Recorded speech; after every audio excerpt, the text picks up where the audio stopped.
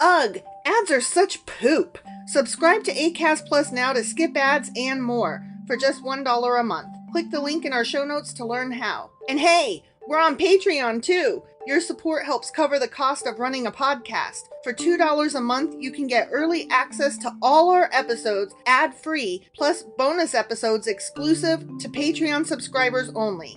Visit patreon.com/sacrilegious discourse to sign up now.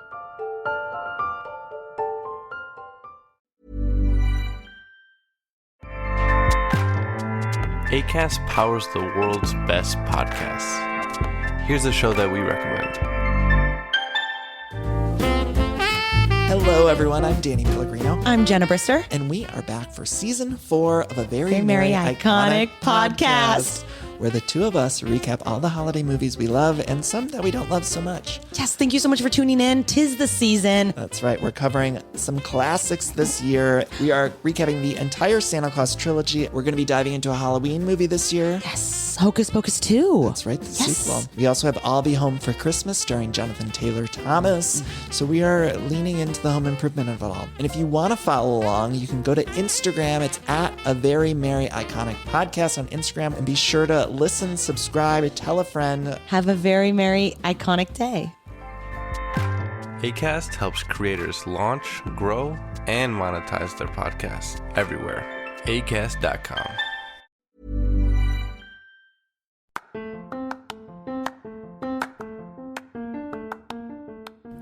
Welcome to Sacrilegious Discourse. I'm husband. And I'm wife. Together, we're reading the Bible for the very first time. We grew up without religion and wanted to know what all the fuss was about. Well, what have we learned so far? That God is a dick, and apparently some people believe in talking donkeys? We're not trying to pass ourselves off as experts. Nope, we're just reading the Bible for the first time and giving our first take reaction. If you'd like to join us in this venture, you might consider starting at episode 1. Otherwise, jump in wherever you like. All right, let's go read the Bible. Yeah, let's get to it. Husband! Wife! Do you remember what happened on Friday? Let's see. We talked about a lot of shit that wasn't the Bible. We gave a whole new meaning to the phrase, filling the room with the glorious presence of the Lord. There was that. That cloud, though. That cloud, yeah. Yep. I honestly don't remember. I mean, I remember David made a reappearance, and beyond that, I don't really recall what actually happened in the Bible. I mean, they were bringing the ark into the temple. Oh, okay. That's why the cloud was. It was a really short chapter from what I recall. It was. Okay. Yeah. But that's pretty much it. They were just bringing the ark over. Got it. Being like, sit down! Right. You go here. Take a seat, God. Yeah. And he went... Right. Filled the room with the glorious presence of the Lord. Cloudy. Yeah. All right. That was 2 Chronicles chapter 5. It sure as fuck was. And today we're going to be reading... 2 Chronicles chapter 6. Let's go do this. Okie dokie.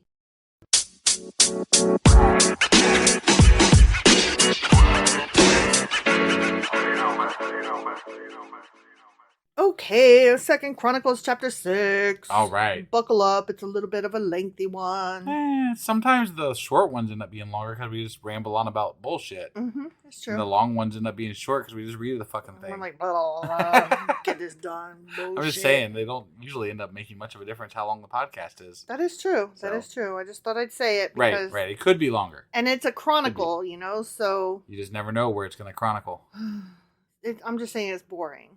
I mean, we are not boring. We are not boring. The Bible is boring. And the Chronicles doubly so. It's no building the Ark and Tabernacle, though. True. So then, Solomon prayed, "Oh Lord, you have said that you would live in a thick cloud of darkness. Now I have built you a glorious temple, a place where you can live forever." Yeah. That's what he prayed. Yeah. Okay. All right. Then the king turned around to the entire community of Israel standing before him and gave this blessing. Praise the Lord, the God of Israel, who has kept the promise he made to me, my father David. For he told my father, from the day I brought my people out of the land of Egypt, I've never chosen a city among any of the tribes of Israel as the place where a temple shall be built to honor my name. I'm having a hard time following you with that accent. I'm just saying, like... What do you Just mean? like all of a sudden you have like a really fake Southern accent. Yeah, I'm being Yeah. Solomon. That's how Solomon sounds. Yeah, Mm. in my mind it is because he's like wise and whatever, and but not really wise. He's proclaimed as being wise, okay. so I imagine him as like a televangelist. Got it. You know what I mean? Yeah. Self-proclaimed wise man. Yeah. Okay. Nor have I chosen a king to lead my people Israel. Wait, continued what? Solomon in reference to what God is saying. Oh, okay. But now I, God, have chosen Jerusalem as the place for my name to be honored, and I have chosen David to be king over my people Israel. The lady's already dead. David is gone. Right? Why is he talking about he's David? so fucking dead. And like Solomon's, like, so David was already king. Yeah. There was a king before that. It was Saul. Yeah. And I think, anyway, there was kings. Like, there was kings. And God was involved in that, if you don't recall. Yes, like, I do. Remember, they were like, fine, you want kings? We'll give you some fucking kings. You better be looking out what you ask for. Right? And now Solomon's been king. And it took him like 11 years to build this temple, so he's been king for a while. I'd be like, dude, what do you mean? You're just now picking my dad? Yeah. He's dead. Yeah. Like, I'm here. But Solomon is saying this with regard to God saying this. Yeah. So Solomon didn't have to say that, is what I don't get. Well, I don't think Solomon did say that. I don't think he did I'm either. just saying, Then Solomon said, my father David wanted to build this temple to honor the name of the Lord, the God of Israel. But the Lord told him, you wanted to build the temple to honor my name. Your intention is good, but you are not the one to do it. One of your own sons will build the temple to honor me. And now the Lord has fulfilled the promise he made. Mm-hmm. For I have become king in my father's place. And now I sit on the throne of Israel, just as the Lord promised. Yeah. I built this temple to honor the name of the Lord, the God of Israel. There I have placed the ark, which contains the covenant that the Lord made with the people of Israel. You sure did, man. You did all that. Then Solomon stood before the altar of the Lord in front of the entire community of Israel. Entire community. Yeah. And he lifted his hands in prayer. Okay. Now Solomon had made a bronze platform 7 feet long, 7 feet wide, and 4 feet high, and had placed it at the center of the temple's outer courtyard. Okay. You hate everything about this chapter. I was shaking my head about the feats with again. The feats still. and the southern accent. Mm-hmm. He stood on the platform, and then he knelt in front of the entire community of Israel and lifted his hands toward heaven. He prayed, "Oh, Lord God of Israel, there is no God like you in all of heaven and earth. You keep your covenant and show unfailing love to all who walk before you in wholehearted devotion." I wouldn't call what I've read so far unfailing love. Or wholehearted devotion. Yeah, either one of those. You kept your promise to your servant David, my father. David. Yeah, David is definitely a large part of this. This is gross. 2 Chronicles here. You made that promise with your own mouth. Wait. You guys can't even see God. And you're saying he made the promise with his mouth? With his own mouth. And with your own hands, you have fulfilled it today. No, it was that guy that they hired. Yeah. The slaves and the craftsmen. Yeah. And now, O Lord God of Israel, carry out the additional promise you made to your servant David, my father. For you said to him, if your descendants guard their behavior and faithfully follow my law as you have done, one of them will always sit on the throne of Israel. Well, that's not going to work out for a long time. So y'all about to get swept. Yeah. Now, O Lord God of Israel, fulfill this promise to your servant David. Fulfill it to David, who is dead. Yeah. But will God really live on earth among people? No. Why, even the highest heavens cannot contain you. How much less this temple I have built? Nevertheless, listen to my prayer and my plea, O Lord my God. Hear the cry and the prayer that your servant is making to you. May you watch over this temple day and night. Yeah, you're asking the guy that built all of space and time and the world. Stop what you're doing and sit in this throne. One fucking temple. Just come over here and take a sit on this gold. Yeah. Right here. Yeah. On this corner of earth. The guy can't even keep track of like a couple people. I know, right? Probably. If we pitched it in this way where he's like, so busy because he's built all these stars and all these other planets and all this. Like, I could see why he couldn't keep track of 2 people, right? Right. And maybe he was just checking in early on. Hey, hey, what's going on? What's happening in my garden over here? That could make a little bit of sense, right? Yeah, if we're talking about an actual God, like, okay, what? That can make a little bit of sense.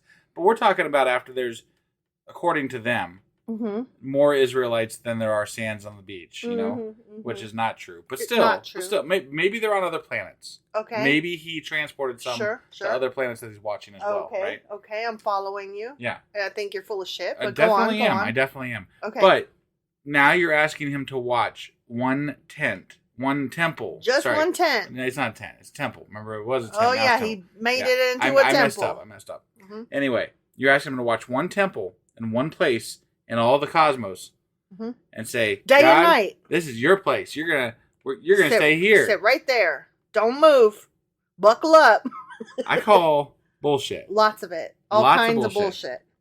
So he continued, watch over this temple day and night, this place where you have said you would put your name. May you always hear the prayers I'll make toward this place. Is he going to carve it in the soft gold? Like his name, God Loves David? Solomon was here.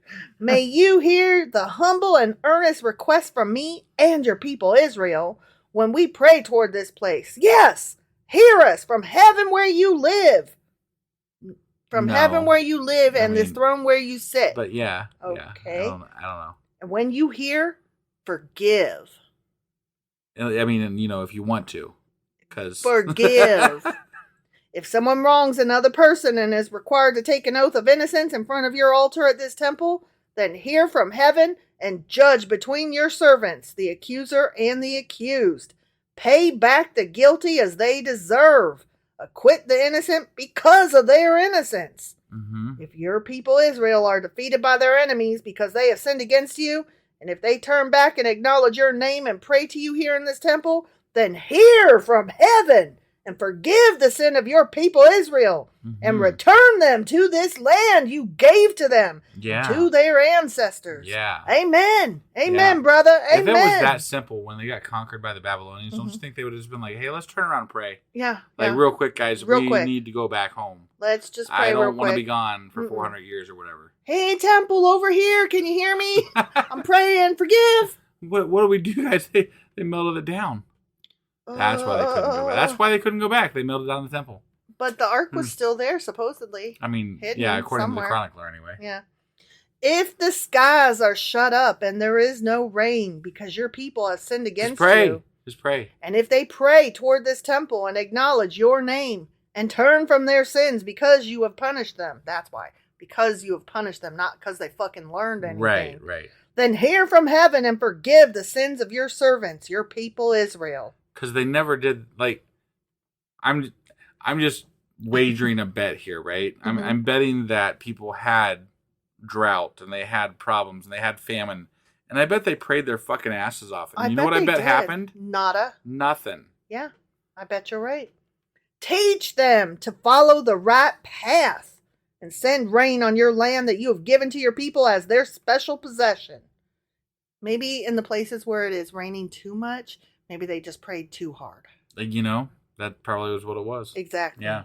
If there is a famine in the land or a plague or crop disease or attacks of locusts or caterpillars. Because they're not praying. Or if your people's enemies are in the land besieging their towns. Because they don't worship the God law. Whatever disaster or disease there is. And if your people Israel pray about their troubles or sorrow, raising their hands toward this temple. But you got to raise your hands. Raise your hands. Then hear from heaven where you live and forgive. Yeah. Heaven where you live, this chair where you sit. Yeah, but only if they ask for it. You don't want to help anybody unless they ask you. Yeah. That would be nice. Yeah. We don't do nice. Right, no. Give your people what their actions deserve, for you alone know each human heart.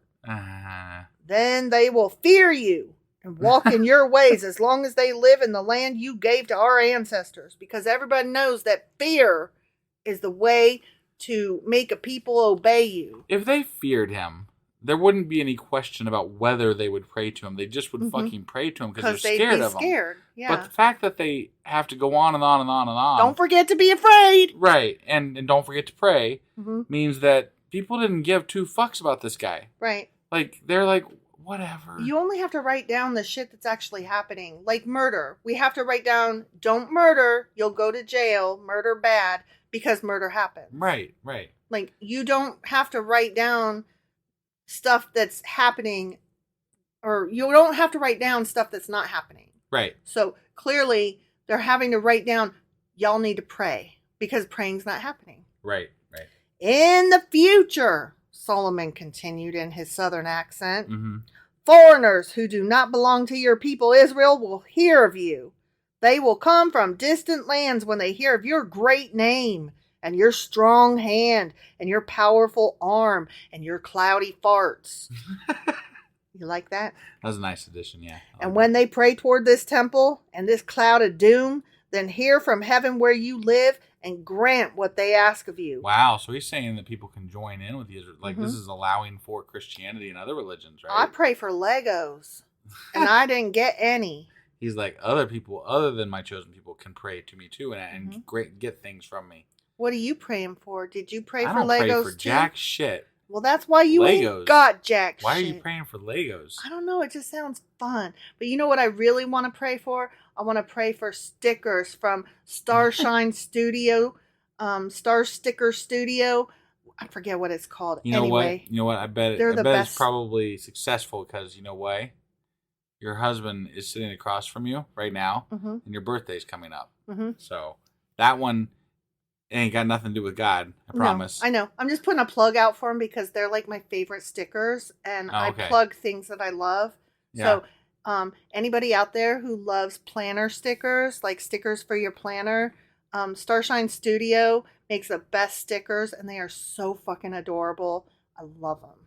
Yeah, I got no personal stake in this, so that's all you. You like to make me happy. I do. And so yeah. you buy them. I'm for just saying me. I don't know anything about the stickers. Don't care anything about the stickers. That's all. Do you see them and do you see me with them, and do they not make me I know they happy? bring you happiness and joy, so Yeah. you know, yay you. And I've been solely using their stickers for the last 2 years.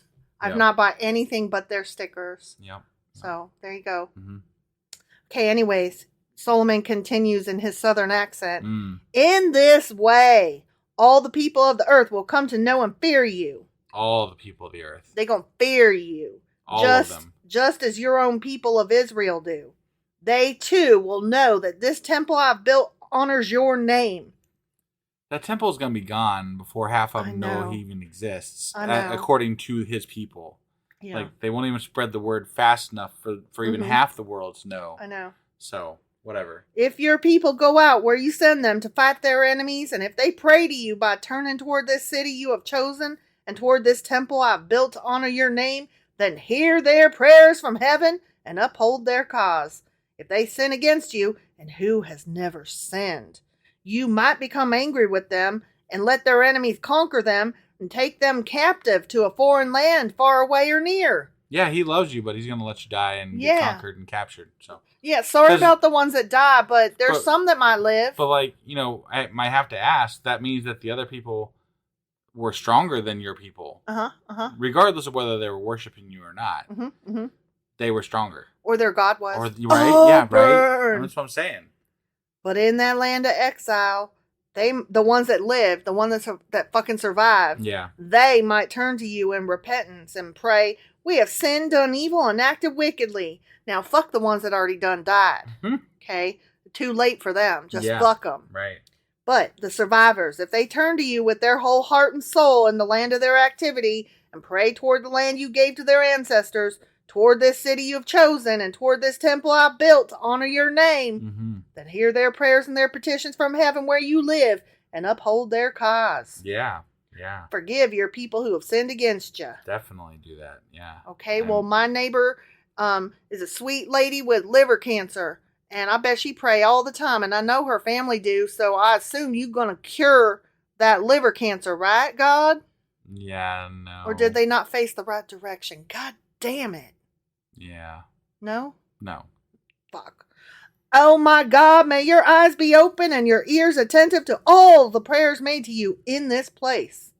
And now arise, O Lord God, God's a Lord, and enter your resting place along with the ark, the symbol of your power. May your priests, O Lord God, be clothed with salvation. Yeah, whatever that means. May your loyal servants, What the fuck? loyal servants, not lore servants, Yeah. rejoice in your goodness. Mm-hmm. O Lord God, do not reject the king you have anointed. Remember your unfailing love for your servant David. The end. David, who's dead. Yeah, don't forget how you love David. Don't turn against him, but he's dead. I mean, I'm here. You can love me, but I'm not going to ask it for me because the chronicler don't love me. Right. The chronicler is really writing that Solomon is like, please don't forget to love my father who's dead. There's not been a king in history that's been like, remember the last guy, he's awesome and just all about the last guy. Yeah. That's not how kings work. No. That's not what happens. No. And what would even with God in the picture, who gives a fuck? Like, David's dead, man. We don't need to talk about David. I'm here. David's dead. Yeah.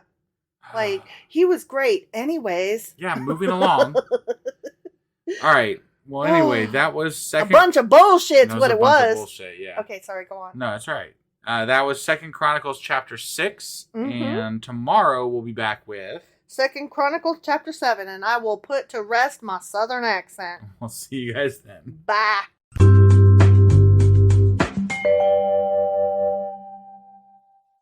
Husband. Wife. Do you remember what happened yesterday? I recall something like a southern accent that occurred. Yeah. And I think Solomon was praising the fuck out of David and, saying God was as well. And it was a big, dedication to the temple, I think, basically. Right. Well, I think that the final sentence sums up the entire chapter. The chronicler has Solomon saying to God, remember your unfailing love for your servant David. Yeah. Who's dead. He's dead. He's fucking dead. Yeah. And at this point has been dead like over a decade. God heart David. Yeah. Yeah. Yeah. Trash. So, yeah, it was trash. So anyway, that was 2 Chronicles chapter 6. Sure as fuck was. And today we'll be reading 2 Chronicles chapter 7. Let's do this. Okie dokie.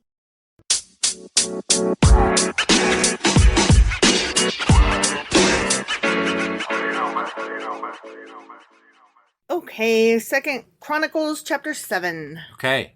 Ready? I'm ready. When Solomon finished praying, thank God. Fire flashed down from heaven and burned up the burnt offerings and sacrifices. Oh my God. They left that bit out of the last time we did this. Mm-hmm. Man. And the glorious presence of the Lord filled the temple. I guess it did. They left all of that out. Maybe they did.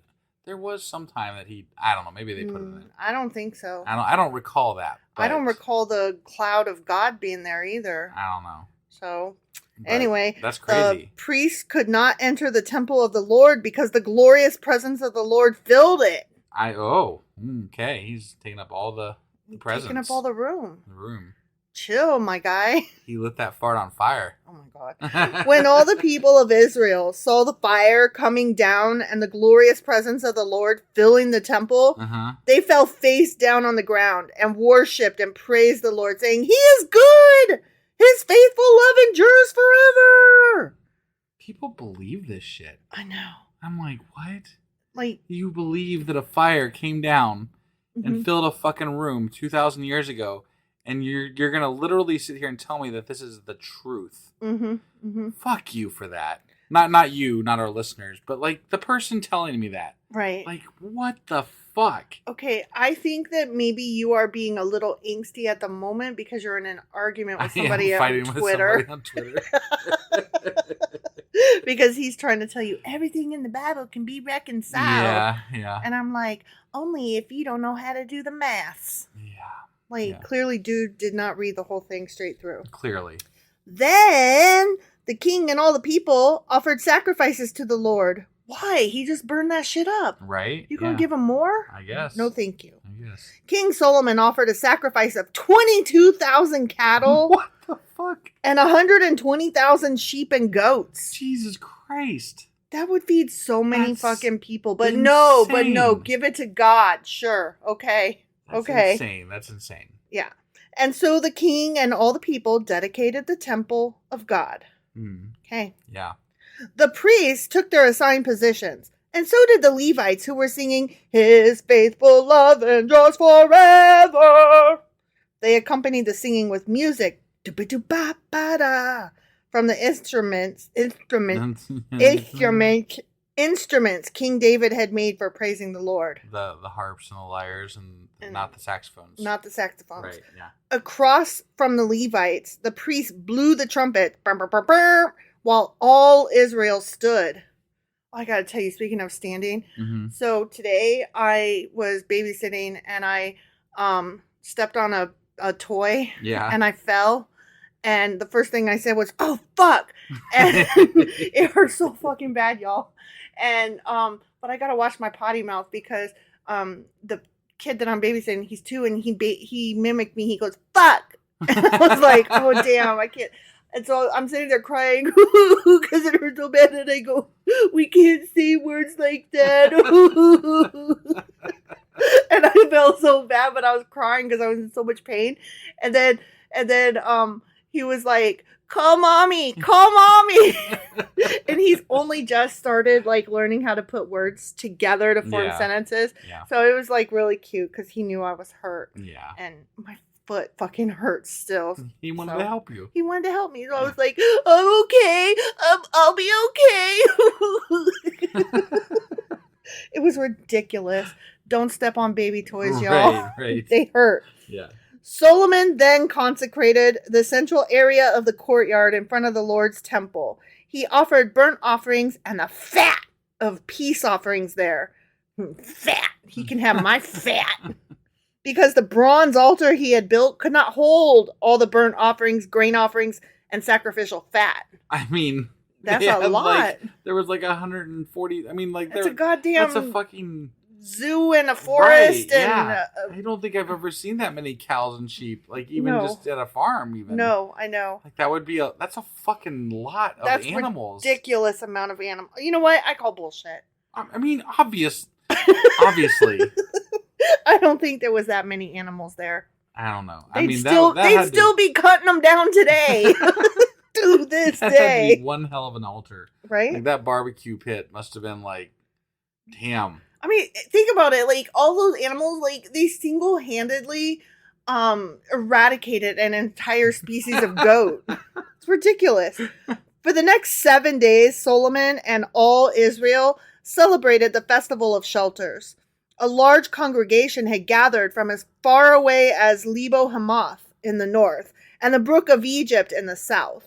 Wait, just a congregation? I thought this was all of Israel just a second ago. Yeah, but they're saying that this one particular congregation had come all the way from the north and another had come all the way from the south. Right, but if you're saying everybody's there, why do they got to distinguish that there's these congregations from these groups? Israel congregated. They weren't saying that it was like a few people here and there. You're using the word congregation in a church sense, but they're using it as a verb, like all of Israel congregated there from as far north and as far south as. Okay. Yeah. On the 8th day, they had a closing ceremony, for they had celebrated the dedication of the altar for 7 days and the festival of shelters for 7 days. Then, at the end of the celebration, Solomon sent the people home. "Get the fuck out of here," he said. They were all joyful and glad because the Lord had been so good to David.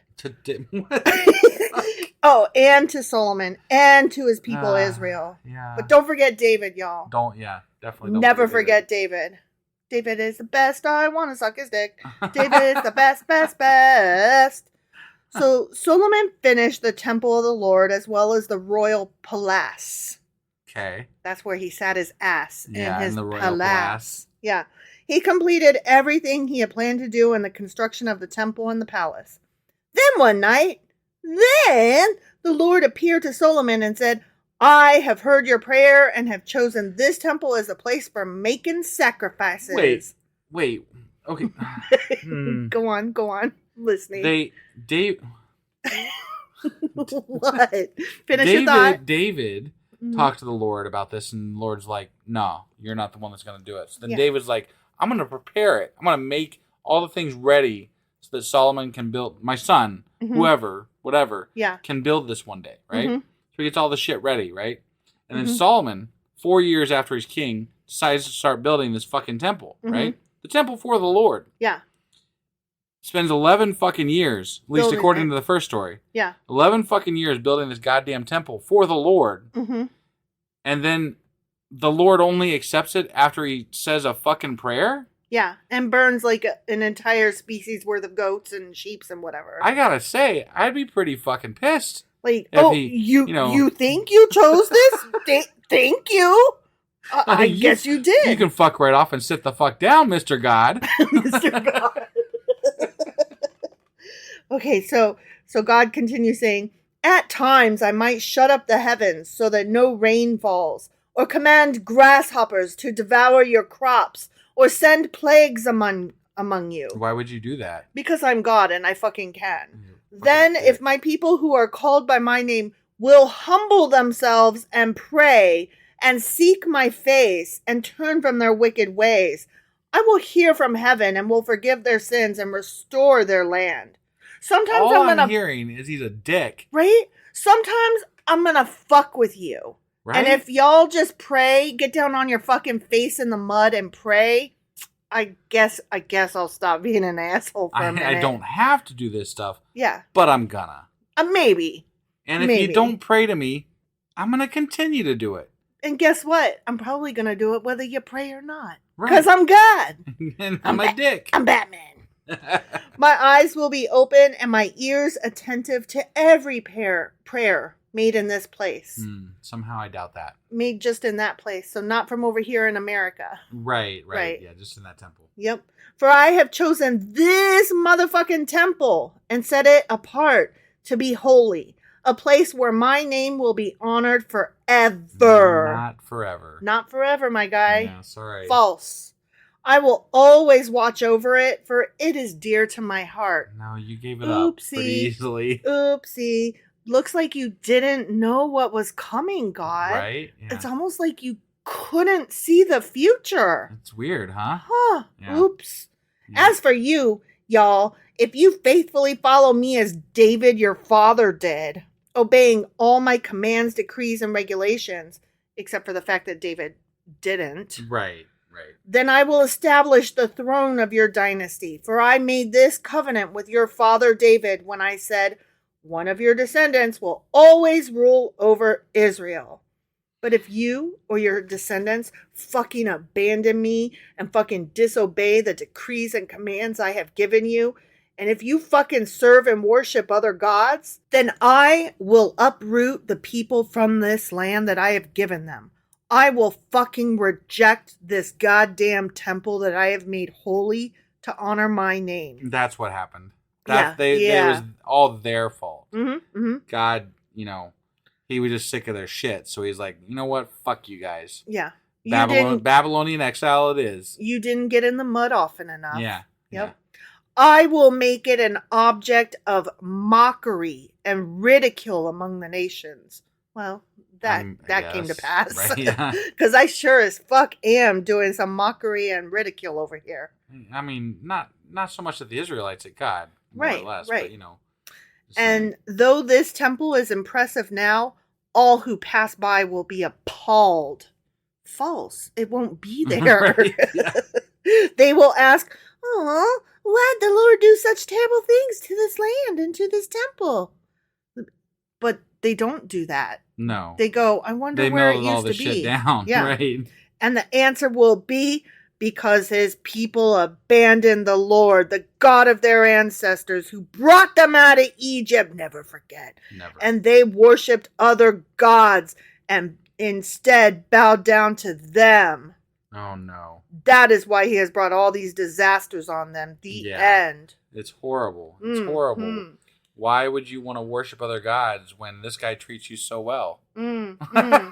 Like, I don't know. This guy treats you like shit and you have a choice of gods. Like, I would totally choose a different one. I mean, this guy straight up says, he's like, I'm going to bring plague. I'm going to bring disaster, and all you got to do is like, bow your head and worship me in order for me to stop it.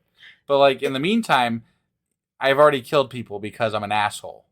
It's kind of like when Jareth says to Sarah in the movie Labyrinth, all I ask is absolutely everything. Right, yeah. Ugh. Yeah. Whatever. All right. Well, Whatever. That was 2 Chronicles chapter 7. It sure as fuck was. And tomorrow we'll be back with 2 Chronicles chapter 8. We'll see you guys then. Yep, bye.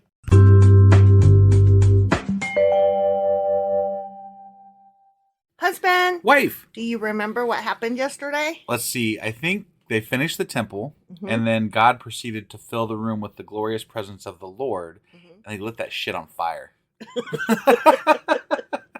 Something like that. Something like that, yeah. He made this covenant with Solomon. Right. And was like, as long as I'm awesome and you're awesome, we'll be awesome together. And as long as David's awesome while he's still dead. Yeah. That too. Exactly. Don't forget about David. Which, again, the final sentence of this chapter David sums it up. Yeah. No, it's not David, but it does okay. sum it up. That is why he has brought all these disasters on them. Yeah. That's twice now that I've read the final sentence of the chapter, and its ridiculousness summed up the entire fucking chapter. Right. Before we get into too much more here, I do want to just send out a thank you to our fans. Thank you to our fans. Yeah, because we just got something today. It was like a yearly wrap up from Anchor, which we no longer use Anchor. We use Acast, and so this was only through the end of September. But apparently, we are one of the top 10% podcasts in the world. In the world, right? I'm like, what the fuck? And is that just within the category of religion? No, that's like across the board. Across apparently. the board. I'm like, wait, what? We're in the top 10%. Just sitting here in our goddamn living room talking into a goddamn mic. In our pajamas, no less. Reading the fucking Bible, right? And top 10% in the world? Top 10%, yeah.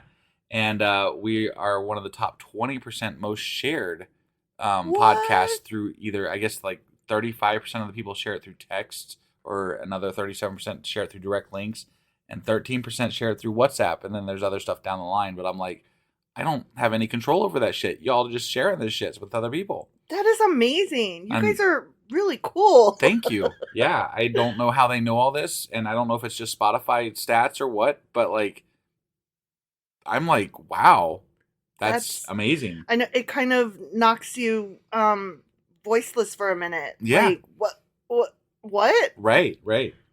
You love us. You really love us. So anyway, I just wanted to thank our fans because you guys are amazing, and you do let us know, what you think of us sometimes in a good way.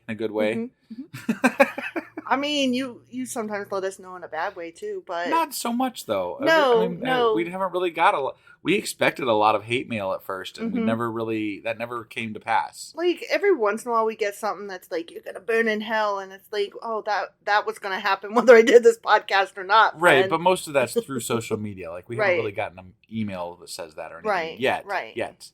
Get us in the top 5%. Maybe we'll start getting those emails. Not that I am like looking forward to that. I mean, I like responding to assholes, so I know you do. Part of my thing. I like avoiding assholes. Right. Altogether. Yeah. So anyway, thank you again, and that was our little intro to what we did yesterday, which was 2 Chronicles chapter 7. Sure as fuck was. And then today we're doing this a little bit late, and sorry if it came out late, everybody. We suck a little this bit. Time I fell asleep. It was my husband, fault. Not wife. Just my so that fault. we're clear. I was tired yesterday. I know you were, but just to be clear, like I did try to wake you up, and you were having none of it. I totally take all the blame here. Yep. So that was 2 Chronicles chapter 7. Today we'll be reading 2 Chronicles chapter 8. Let's go do this. Okie dokie.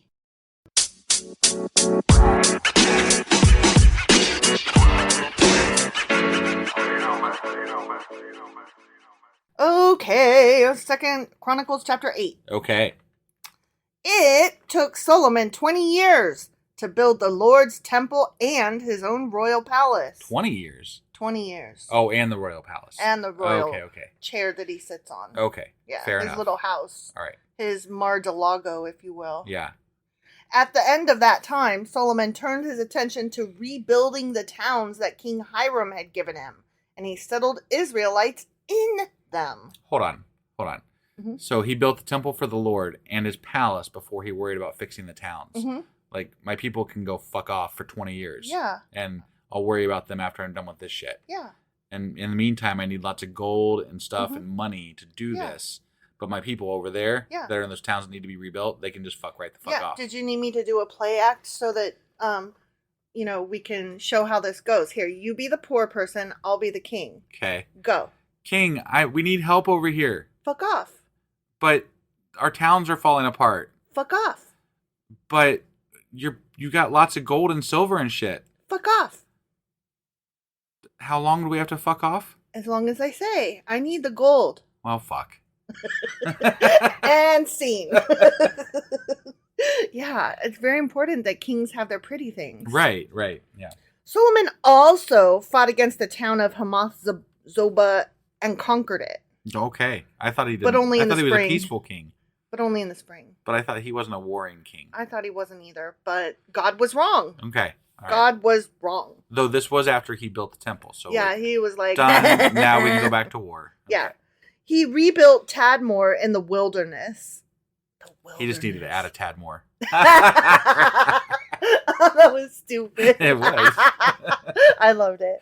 And he built towns in the region of Hamath as supply centers, your early Walmart supercenter, if you will. I was thinking more of a supply center for his armies that are going to go fight people. Oh, yeah. Yeah. But I mean, sure. Yeah. Okay.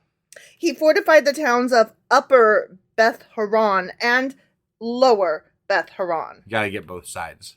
So. Both sides. Yeah.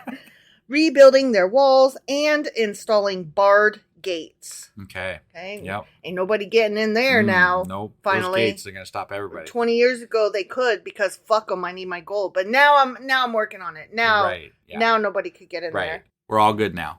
He also rebuilt Baloth and other supply centers and constructed towns where his chariots and horses could be stationed. Okay. He built everything he desired in Jerusalem and Lebanon and throughout his entire realm. Everything he desired, huh? Yeah. Wow. Because he's the king. Yeah. He needs pretty things. Right. There were still some people living in the land who were not Israelites, including the Hittites, Amorites, Perizzites, Hivites, and Jebusites. If I recall, he made them go work for him on the temple. Yeah. So They were quarry slaves. yeah, they were useful as He appointed slaves. them. He appointed. Yeah, that's He right. appointed He appointed them. Yeah. It was nice. Not to enslave them. He appointed them. Yeah. Yeah. These were descendants of the nations whom the people of Israel had not destroyed against God's, decree that Right, they which wiped was them none out. of them. They didn't wipe any of them out exactly. Right. So. Which, I mean, good. I'm glad, but that isn't what they said their God wanted. Right, So right, yeah. they sucked. Yeah, they sucked at doing what their God wanted. Yeah. Yeah. So Solomon's conscripted them. Oh, first they were Conscripted, appointed, yeah. but now they're conscripted. Which is it, Solomon? Are we conscripted or fucking appointed? Right. Can you make up your mind? One sounds like a kind request. Right. And the other sounds like an order. Right, yeah. Solomon conscripted them for his labor force, and they served as forced laborers to this day. Oh, forced laborers. It's a almost very, very you're nice so way. Close. Yeah. So close to saying slave. Right, yeah. But I'll just say it for them. Ready? Yeah. Slave. They Right. were your slaves. Right. You enslaved them. Yes. Okay. But Solomon did not conscript any of the Israelites for his labor force. Because Which they weren't is- slaves. Yeah. I guess. Because okay. you only slave people from other places. Right. Because you other them. Forced labor is slavery. Yes. And you don't generally make your own people be slaves. Right. Generally. Because you like to be on top. And to be on top, you have to have your people love you. And Right. you can't Yeah, they have won't them love you if you make them be slaves. Right. So. But they might love you if you other the people from outside of your region and enslave them. Right. Yeah. Right. Yeah. Because Because then they don't got to do the work. Right. And slavery is so cool, man. Yeah. Plus, they don't have to pay as many taxes because these people are just doing it for food. Yeah. You know? Yeah. You just got to feed them. Oh, just to be clear, in case anybody's new, fuck slavery and Oh, fuck this yeah. king and fuck those I people. thought that one without saying. Sorry. Right, but somebody may be new today and just want to make Sure. sure that they get the /s Right. sarcasm tone. Right. We did find out today we are in the top 10% of all podcasts. So. We did find that out today. And that y'all share us willy-nilly. Yeah, like all over the right. fucking place. Yeah, so thank you for that. There could be a new listener today. And right. just for you, new listener, we don't like slavery. No, definitely not. We're liberal anti-slavery. freaks who oppose these things. Yes. I wouldn't call us freaks for opposing slavery. Apparently we are, because a lot of nations seem to enjoy it, and even America wants to get it back. I mean, it seems that way lately. So, apparently being against slavery is kind of a freakish behavior. I guess. I will wear that label proudly. I am a freak. I am anti-slave. Sure. Cool. Instead, he assigned them to serve as fighting men, his people, the Israelites. Right, yeah. Those would be warriors, like your army. I mean, they're still kind of slaves, but they just get the more glorious Right, I job. bet they get paid and fed better, too, though. Right. Officers in his army, commanders of his chariots, and charioteers. Yeah. Mm-hmm. Yeah. So they're not working class slaves. They're army slaves. Right. King Solomon appointed 250 of them to supervise his people. The slaves. Mm-hmm. Okay. Mm-hmm. All right. Solomon moved his wife, Pharaoh's daughter, from the city of David to the new palace he had built for her. Mm. He said, with his finger pointed in the air, "My wife must not live in King David's palace, for the ark of the Lord has been there, and it is holy ground." Mm. And we all know that women have periods and cannot be holy. Didn't he end up with 1,000 wives, or at least a harem or something? Yeah. So his wife, his singular wife, mm-hmm. I don't think was very consequential in anything. But she was Pharaoh's daughter, so it was obviously okay. So the facade that he's putting on, as far as what this person represents for political reasons, it was a marriage of politics. Yes, right. And he did not want that menstruating bitch on holy ground, because God knows that when blood comes out of your vagina, you are not holy. Right. Yeah. Fuck's sake. Yeah. Then Solomon presented burnt offerings to the Lord on the altar he had built for him. Yeah. Had built for him in front of the entry room of the temple. So more burnt offerings. Mm-hmm, okay. Mm-hmm. All right. Yep. He offered the sacrifices for the Sabbaths, the new moon festivals, and the 3 annual festivals, which are the Passover celebration, the Festival of Harvest, and the Festival of Shelters, as Moses had commanded. Mm-hmm. Okay. Good old Moses. In assigning the priests to their duties, Solomon followed the regulations of his father, David. God bless Couldn't go David. a whole chapter without mentioning David. No, we love David. Chronicler is in love. He also assigned the Levites to lead the people in praise and to assist the priests in their daily duties. Yeah. You said duty. And he assigned the gatekeepers to their gates by their divisions, following the commands of David, the man of God. Yeah, that David. He's a good guy, man. He had it all together. He had his shit straight. He was good. He was one hoopy fruit who really sassed where his towel was at. And if you know, you know. Solomon did not deviate in any way from David's commands concerning the priests and Levites and the treasuries. Still, Solomon made sure that all the work related to building the temple of the Lord was carried out from the day its foundation was laid to the date of its completion. That's awesome.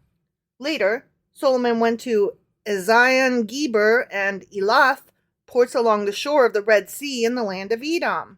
Hiram sent him ships commanded by his own officers and manned by experienced crews of sailors.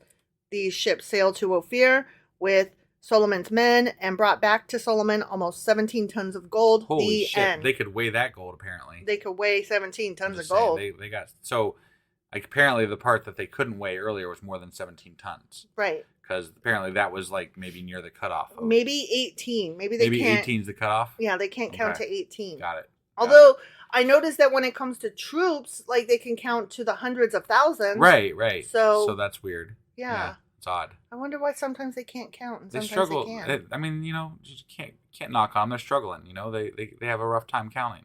That's all. Yesterday I was doing senior math with my kiddo, and we were working on arithmetic and geometric and differentials, and I forget what the other word was. I'm bored already. I know, right? Yeah. But you were working on math. Yeah, and it involved more I than bet just you guys counting. could weigh 18 tons. I bet we could. Yeah. I bet we could figure that shit out. Right? Yeah. Yeah. Okay. Well, that was 2 Chronicles chapter 8. It sure as fuck was. And tomorrow we'll be back with 2 Chronicles chapter 9. We'll see you guys then. Bye.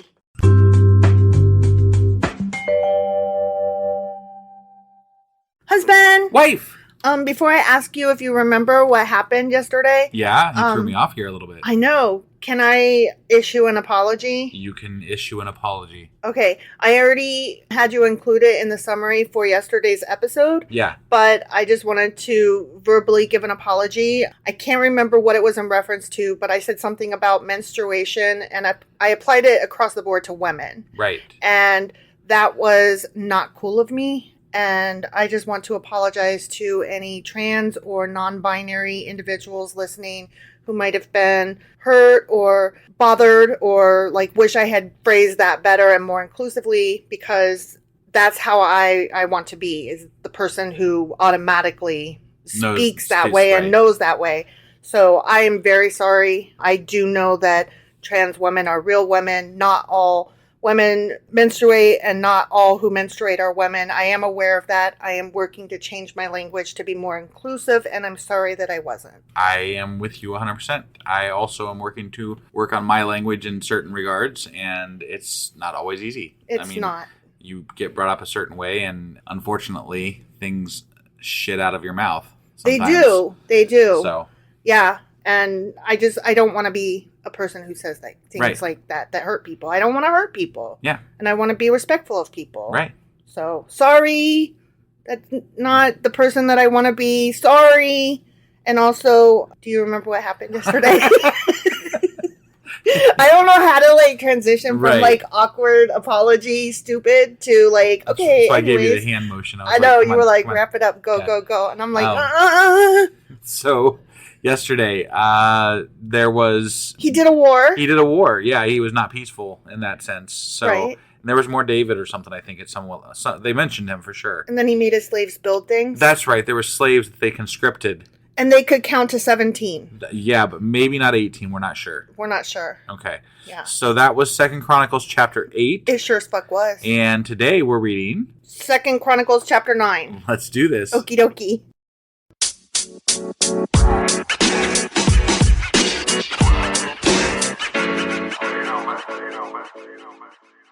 Okay, 2 Chronicles chapter 9. And I'm so excited by this headline. Okay. I'm seriously You're really excited about it. I'm very excited. Are you ready? I'm ready. When the Queen of Sheba. Wow, the Queen of Sheba makes her finally exciting. Yeah, right. She comes in at last. Remember, we watched that Supernatural episode where apparently she was maybe a Nephilim or something. Maybe, yeah. Like but then remember, we were also talking about this a few episodes ago. What did they just skip over Queen of Sheba, or has she not made an entrance yet? Well, in Chronicles, right. We wondered if the chronicler was going to give her a mention at all. Well, we wondered about Bathsheba. I don't remember talking about Queen of Sheba yet. I thought we did, but I get people mixed up when they have the same first letter. Bathsheba, Queen of Sheba, whatever. Yeah, whatever. Yeah. Anyway, when she heard of Solomon's fame, she came to Jerusalem to test him with hard questions, which, according to Asimov, were what are those called? Parables? Not parables. Riddles. Riddles. That's right. Yeah. Riddle me this, bitch. Yeah. She arrived with a large group of attendants and a great caravan of camels loaded with spices, large quantities of gold, and precious jewels. Because when you go to riddle someone, you got to bring jewels and spices. I always do that, don't you? I mean, jewels and spices every time. I don't riddle people, but okay. Right. No, that's a lie. That's a lie. I fucking love riddles. I fucking love riddles. When she met with Solomon... Oh, I got to interrupt myself. Okay. Okay. Stephen King's Dark Tower series? I do. My favorite one was... Oh, Blame the Train. Blame the Train. And I believe it was the fourth book. Sure. Wizard and Glass. You would know better than I would, so... I'm pretty sure that they spent part of that one on the train. Either Okay. that or it was the third one. It was Either the one of third or those the books. fourth. Yeah, Sure, it was okay. either The Wasteland or Wizard and Glass. But Blame the Train. And Blame the Train. And Eddie beat him with senseless riddles. Right. And if you know, you know. But that book was so fucking good. That's like my favorite part of the whole series was listening to all those fucking riddles the whole way through. Yeah. Okay, sorry. Good. When she met with Solomon, she talked with him about everything she had on her mind. Solomon had answers for all her questions. Because he's so fucking wise. He was the wisest. The wisest motherfucker He was such a wise ever. ass. Yeah. Nothing was too hard for him to explain to her. Solomon. And of course he had to explain it to her because mansplaining. Right. And women don't know shit. Right. And he's Solomon, for God's sake. God damn it. He's Solomon. When the Queen of Sheba realized how wise Solomon was. So wise. And when she saw the fucking palace he had built with his Such own a two nice hands palace. and all them fucking pomegranates that he carved out his own self. She was overwhelmed. Yeah, I bet she was. I bet she fainted. I bet she You think fainted so? on a fainting couch. Yeah, probably. Yeah. Probably. She was also amazed at the food on his tables, the organization of his officials and their splendid clothing, Yeah. the cupbearers and their those robes, cupbearers, right? Am I right? and the burnt offerings Yeah. that Solomon made at the temple of the Lord. That shit was all overwhelming. I mean, y'all. he's known to slaughter hundreds of thousands of animals, so... And he could even count as high as 17. Right. I mean, that's pretty impressive. That's so And overwhelming. wise. Yeah. And overwhelming. It's, yeah. It's very capable. overwhelming. Very He's- capable. Yeah, he's very capable. She exclaimed to the king, "Everything I heard in my country about your achievements Was and it wisdom correct? is true. Oh, my. It's true and correct. Wow. I didn't believe what was said I mean, how could you? It's so ridiculous. until I arrived here and saw it with my own goddamn eyes. I mean, I'd have to see it. Right? Same. In fact, I had not heard the half of your great wisdom. Wow. Wow. Not the half, huh? Not the half. Apparently, news travels slowly. What you gonna do without Twitters? Right? It is far beyond what I was told. Mm. You know what? I want to know who was spreading rumors, and I'm going to have them shot for not spreading them good enough. Right? Yeah. What do you mean you only heard the half of it? Right? You better have heard the whole of it. Were they only saying that I was kind of smart? Because Right. I'll have you know I'm a wise ass. Yeah. Who Okay. told you I was only half smart? Right? Ooh, bitches. How happy your people must be, she continued. I mean, he waited 20 years to help them. So. I know. What a privilege for your officials to stand here day after day listening to your wisdom. Yeah, that's what I always think when I have to stand next to somebody who's... That's when my boss is talking, that's what I'm thinking the whole time, right? Mm-hmm. What a privilege to stand here and stand next to this guy talking. So smart, Right? boss man. You're not like, get the fuck out of here. Whatever. Praise the Lord your God who delights in you and has placed you on the throne as king to rule for him because God loves Israel. Yeah. Just to clarify, I do kind of like my boss, so just I know, but I I know. wouldn't want to listen to him like nonstop. So Nobody wants to listen to anybody smart nonstop. Right. Yeah. Like, there are smart people that I enjoy listening to, you, for example, and there are smart people that I don't enjoy listening to, such Right. as maybe your dad and brother. Right. Yeah. Very nice. They do anything for you, etc., etc. Very great. I love them to death, but their wisdom is a lot like Solomon's. It's a little... Too wise. There go some wise asses. That's all I'm going to say. Anyway... God loves Israel Of and course he desires this kingdom to last forever. It won't though. He has made you king over them so you can rule with justice and righteousness. Yeah. He's a righteous dude. And apparently, so you can have like 1,000 wives Mm-hmm. or whatever they were, Right. concubines. Something. She gonna fuck him though. Remember, I told you that. Right. Yeah. I cannot hear the word righteous in reference to a man Mm-hmm. without thinking of, again, it's Stephen King. That's so funny. This isn't where I meant to go with this, but in The Stand, the devil, Randall Flagg, he's walking around and he's singing the song that, what's his name wrote? One of the main characters, not Stu Redman, but the singer man. I don't remember. Well, anyway, he wrote this song, and it was about a righteous dude. And Got it. so Got it. Randall Flagg is walking around singing that song. righteous What a dude. righteous man. Right. He's righteous man in his cowboy boots and Right. his winky face, smiley. Just in case anybody emoji. was wondering, wife is a big fan of Stephen King. I am, but it's only by coincidence and accident that the last 2 references I made were to his great works. Right. So, but I mean, it could stand to be true that, you are such a fan, and that's why they stood out in your mind to come up just randomly on a podcast. But I've also read the Anne of Green Gables series just as often, if not more. All right. And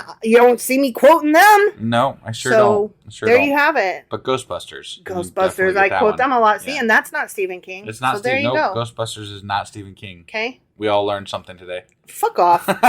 Then she gave the king a gift of 9,000 pounds of gold. She measured that. Wow, yeah. They can count to 9. They can count to 9. Or 9,000, I guess. 9,000. Yeah, right. Great quantities of spices and precious jewels. They couldn't count those. There was too many. It was just great. Were countless. Yeah.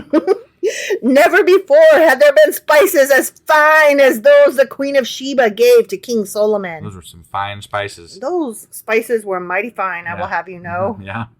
Okay, we got to use some parentheses voice here. Ready? Just make sure you speak up for it. Yeah, okay. All right.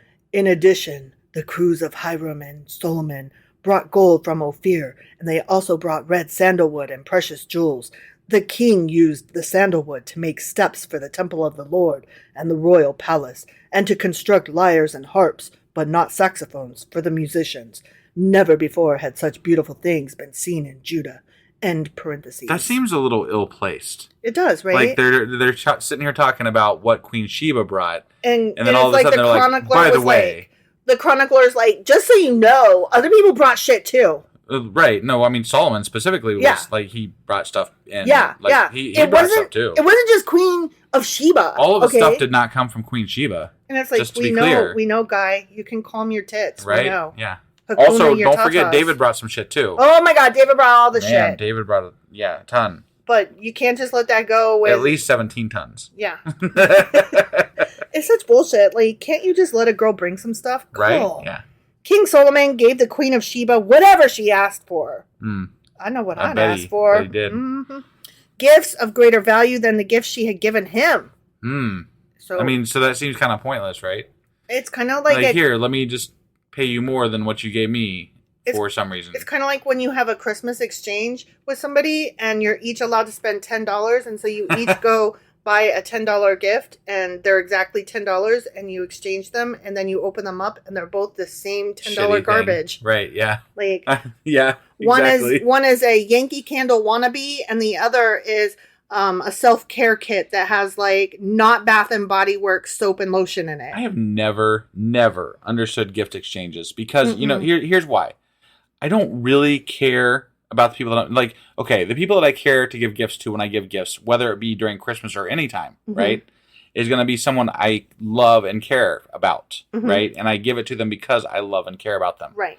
But when you do a gift exchange with extended family or with coworkers or something, I have bowed out of that. I just feel like you're just dumping money into something for no fucking reason. I would rather that we all agree not to spend any money at all. I'm like, here's $10 or $15 or $20 or $50 of my hard-earned money, and I'm going to get something shit in return, and you're going to get something shit in return. And we just pissed away $50 each. I put a nix in that early on in our marriage. Yeah, no, your I know. Family, I mean, to be fair, you have a lot of family on your side, and I was like, oh, we're not doing a gift exchange. Because I honestly, I resent every single dollar that I don't get to spend on us and our child. Right. I do. Right. I do, especially when it's obligatory. Fuck off. Right.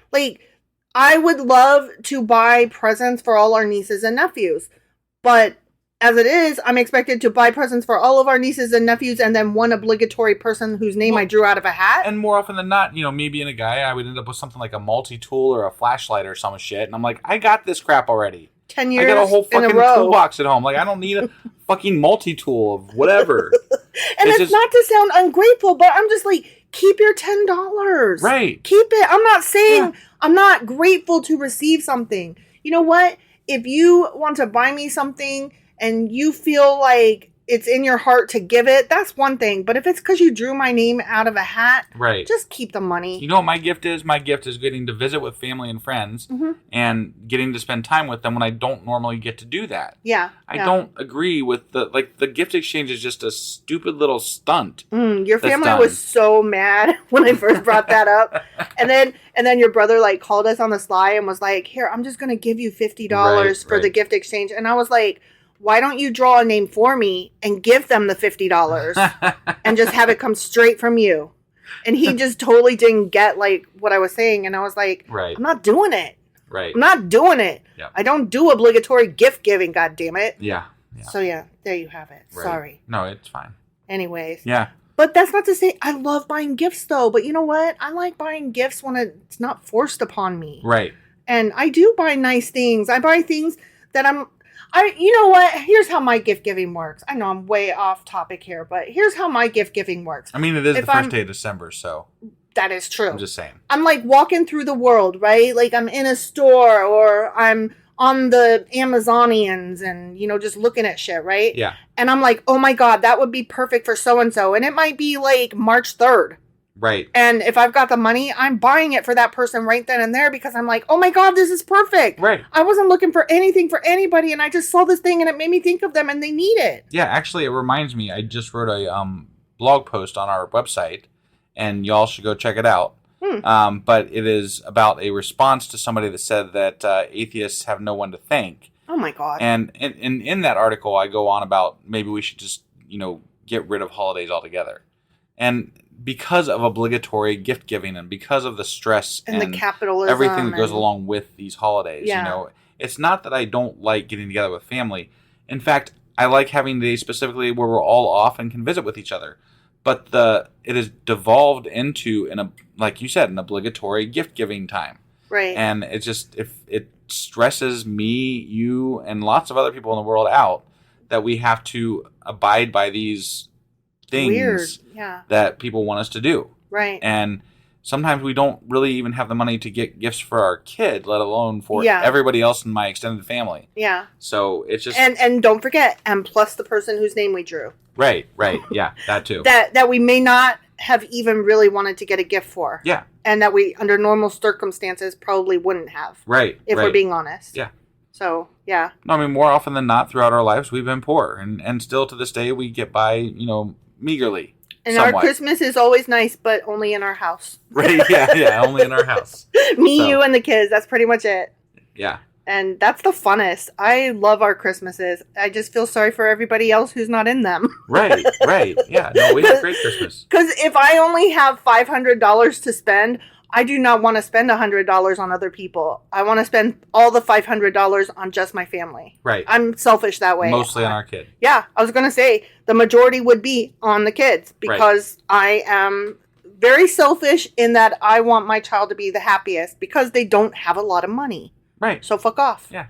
Also, the other day, they turned 18. Yes, they did. And I bought them a stretchy hamburger. And that was, yeah.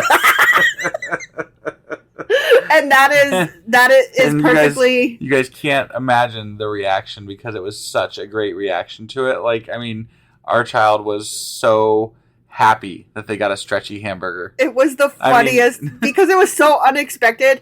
And this child loves stretchy toys, like to a ridiculous, stupid degree. Right. Even at 18. I think it's a sensory thing. I really do. But regardless. But so the joy that lit up our kid's face was just, and no, that wasn't the only thing, but they were going to spend their actual birthday at their father's house. Right. And so I couldn't send them away without some small token. We're having the birthday party when they get back. I just had to send them away with something small and fun. And yeah, it was the perfect thing. Yeah. And that's what I mean. You don't have to spend a lot of money and you don't have to be this obligatory gift giver. You just have to know the people that you love and what's going to make them happy. And that's what I fucking did. Yeah. Stretchy hamburger, y'all. Try it. Yeah. Okay. Back to the Bible now. Bathsheba and all her attendants returned to their own land. Bye-bye. That's all that happened. Yeah. That's all that happened. See you guys. She came, she saw, she left. Yeah. She left. Yeah. Okay. Okay. So we're moving on now. We're past her. We're past. Okay. No more done. No more. I just said Bathsheba. You did, God you damn did. it. Queen of Sheba. Fucking Shebas. That's, nothing. Never mind. I was reading a book and one of the characters was Sheba, but it wasn't a Stephen King book. Anyways. Whatever. Each year, Solomon received about 25 tons of gold. Okay. Yeah, approximately. He didn't measure it. It's so much he didn't have to. It was approximately. Yeah. No. This did not include the additional revenue he received from merchants and traders. All the kings of Arabia and the governors of the provinces also brought gold and silver to Solomon. Because he's so fucking wise. Yeah. King Solomon made 200 large shields of hammered gold, each weighing more than 15 pounds. We already know this. Mm-hmm. Instead of spending it on his people, just clarifying. He did not use all this gold to spend on his people. No. And make their lives amazingly good. He made his house because pretty. he had enough money to make all of their lives amazingly good. Mm-hmm. But he made gold shields. Yeah. So he wanted to make his house pretty. Mm-hmm. Yeah. He also made 300 smaller shields of hammered gold, each weighing more than 7 pounds. The king placed these shields in the palace in the forest of Lebanon. Okay. Then the king made a huge throne, decorated with ivory and overlaid with pure gold. Oh my God. The throne had 6 steps with a footstool of gold, so they can count to 6. Right. Who needs a fucking footstool of gold? I don't know. Eat my whole entire ass. Yeah. There were armrests on both sides of the seat, and the figure of a lion stood on each side of the throne. Yeah. You gotta have the lion. Right. There were also 12 other lions, one standing on each end of the 6 steps. To represent the 12 tribes of Israel, probably. I bet you're probably right, yeah. Mm-hmm. No other throne in all the world could be compared with it, exclamation point. None, even though they haven't been anywhere outside of the Middle East. Yeah. So, no other throne. Not in the whole fucking world. They know. Not in the whole world. They've seen the Incans land, and they know that that's not good there. Mm-hmm. They've been all over been Egypt. everywhere. Yeah. They know all about the Mayans. And, right. Yeah. Totally. Yeah. No other throne was that pretty. 0. Yep. Even though their god was just only of their little corner of land. Right. They'll be the ones to tell you what's pretty. Yeah. Fuckers. All of King Solomon's drinking cups were solid gold. I don't recommend drinking out of a solid gold cup, y'all. Right. As were all the utensils in the palace of the forest of Lebanon. They were not made of silver, for silver was considered worthless in Solomon's day! Exclamation point. My God. This is ridiculous. Right. Get over yourself. The king had a fleet of trading ships of Tarshish. Why didn't he make his fleet of trading ships made out of gold? Wonder. Why didn't he just make? Why? He could have just gold plated the ships. Why didn't he make the ocean out of gold? Right? Yeah. He had a sea. He could make the ocean out of gold. Yeah. Why didn't he just pour gold into the streets? Why didn't he just coat all of his people in gold? Right. Yeah. Ugh. The king had a fleet of trading ships of Tarshish, manned by the sailors sent by Hiram. Once every 3 years, the ships returned, loaded with gold, ivory, silver, apes, and peacocks. Wait, I thought they just said silver was worthless, so why would they worry about silver? I think they were overstating their case a little. Okay. It wasn't worthless. Okay. It just wasn't as good as gold as all. It was worth transporting, apparently, so, yeah. So King Solomon became richer and wiser. Richer and wiser. Transporting gold into your bank makes you wiser? I don't see the correlation there. That would make Jeff Bezos one of the wisest people on the planet, and same thing with Elon Musk, right? And I know that to be false. True. Right, that is absolutely false. Yeah. That would mean that Trump, because he's got a gold ass toilet. No, he's actually pretty much not rich. But he has lots of gold. He does have lots of gold. And but I it's know for a overcompensation fact he is for not something. wise. It's for his little pea brain, because I know he's not wise. Right. Just saying. Mm-hmm. So he became richer and wiser than any other king on earth. That indicates, do you think he read encyclopedias? Because I do a lot of reading. They didn't even have encyclopedias back then. I'm just saying, how did he become wiser and wiser and wiser? They're equating wisdom to they're equating wisdom with money. That's so stupid. Yeah. It's so childish and gross. And that's different in the Bible how, from what we've read? It's just pissing me off. Well, yeah. I mean, obviously. I didn't take my pills this morning, and it shows. Kings from every nation came to consult him and to hear the wisdom God had given. Oh, my phone just died. Oh, that's not a good thing. No, it didn't. Oh, it just turned off the brightness thing. I'm at 5%. So, oh, shit. You got a cord? It's in there. Oh, okay. Well, you read. Okay. Yeah. Hey. He became richer. Kings from every nation came to consult him and to hear the wisdom God had given him. Year after year, everyone who visited brought him gifts of silver and gold, clothing, weapons, spices, horses, and mules. I really like the peacocks he mentioned earlier. Yeah. I want peacocks. Yeah. You never buy me a peacock. I never buy you a peacock, no. Ever. But Solomon, I do go get your charging cord in the middle of a podcast because your phone's dying. I thought we were going to edit that out, but I guess we're not. No. Well. Solomon had 4,000 stalls for his horses and chariots, and he had 12,000 horses. He stationed some of them in the chariot cities, and some near him in Jerusalem. He ruled over all the kings from the Euphrates River in the north to the land of the Philistines and the border of Egypt in the south.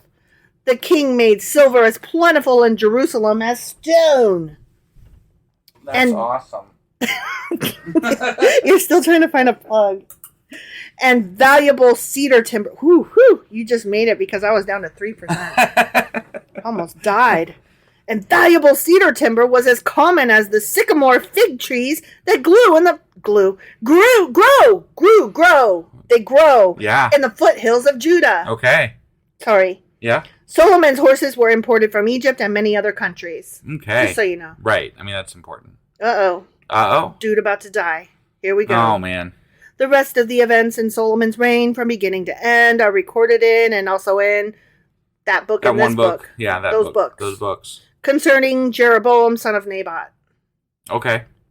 Solomon ruled in Jerusalem overall, Israel, for 40 years. For 40 years. 40. Yep. Not 41. Is he going to leave not all the 39. bad shit out at the end? Mm-hmm. Ready? Yeah, I'm ready. When he died, he was buried in the city of David, Okay. named for his father. Then his son Rehoboam became the next king. The end. So they're going to leave off the whole... Like, there was a whole chapter of him doing shit. Like, and having thousands of wives. Right. Like... No, we don't need to worry about that. He just leaves that bit out, huh? This is Second Chronicles. We don't need to worry about that. I know. This is like the pretty edited, version. pretty version. Yeah. This I'm not approving of this. Like, I don't think this is okay. No, this is not the way you summarize something. Right. You include the good and the bad. You know what? You include the good and the bad, and when you're bad, you apologize for it like I did. Sure, okay.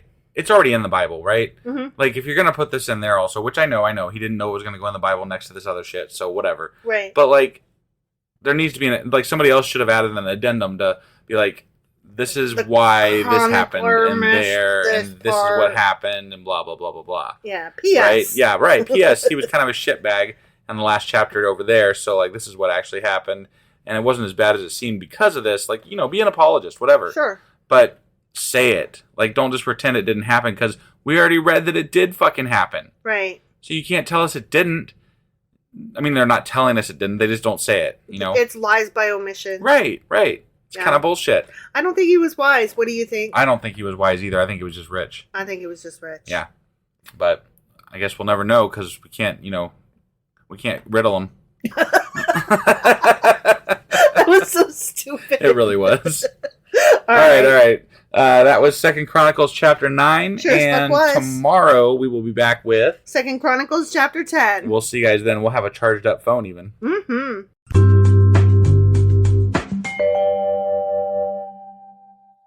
Husband. Wife. Do you remember what happened yesterday? Well, the chronicler was in rare chronicler form. No, normal chronicler form. Mm-hmm. And he skipped over all the bad shit for Solomon. The end of his life. Yeah. He was like, no, he was all good. Yep. And David. Yep. Oh, and Solomon. Mm-hmm. And nothing bad to see here. Nope. And That then he barely even mentioned the Queen of Sheba. She came and riddled and left. Right.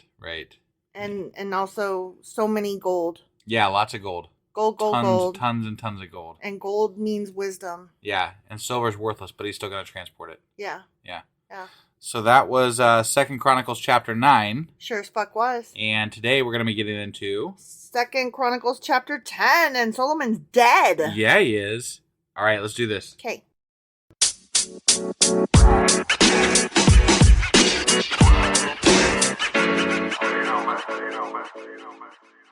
Okay, we're in 2 Chronicles chapter 10, And we are going to read about Rehoboam. Okay. The guy that took over after Solomon. Yeah, I was going to say I barely remember him at all. Yeah, so. I don't really either all that much. Was he good? Was he bad? I don't know.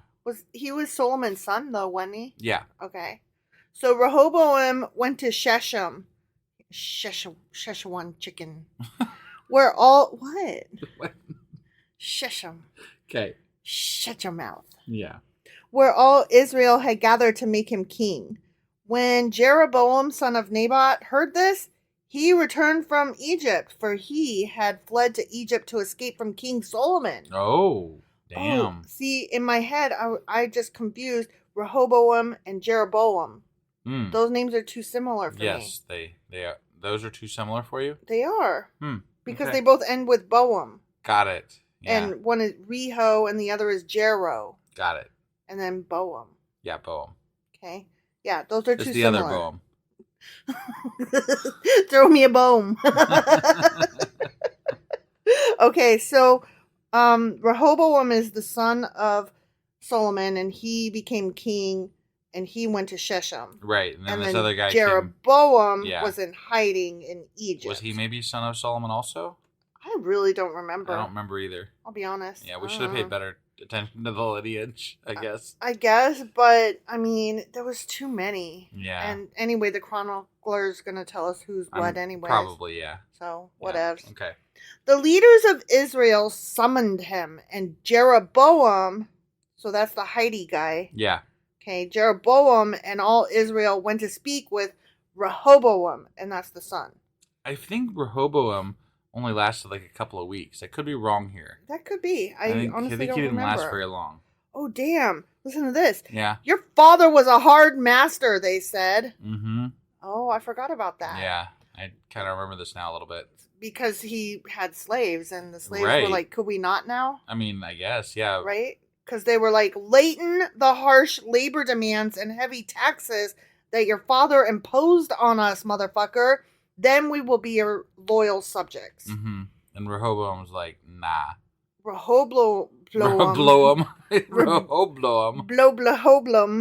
Rehoboam replied, come back in 3 days for my answer. I would have crept out the back door if I were him. Yeah. Come back in 3 days, because I won't be here. Right. So the people went away. Then King Rehoboam discussed the matter with the older men who had counseled his father Solomon. Mm-hmm. Oh, now we get residual Solomon. Yeah. What's your advice? He asked. How should I answer these people? Fuck me, I don't even know what to do. My father was the wise ass, I'm the dum-dum.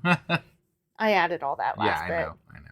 The older counselors replied, if you are good to these people and do your best to please them and give them a favorable answer, they will always be your loyal subjects. Yeah. Like, imagine when you are nice to people, people are nice to you back, usually. It's amazing. And if they're not, they're assholes. Right. But then you're the good one and they're the asshole. Sure. So you get to sleep good at night. Right.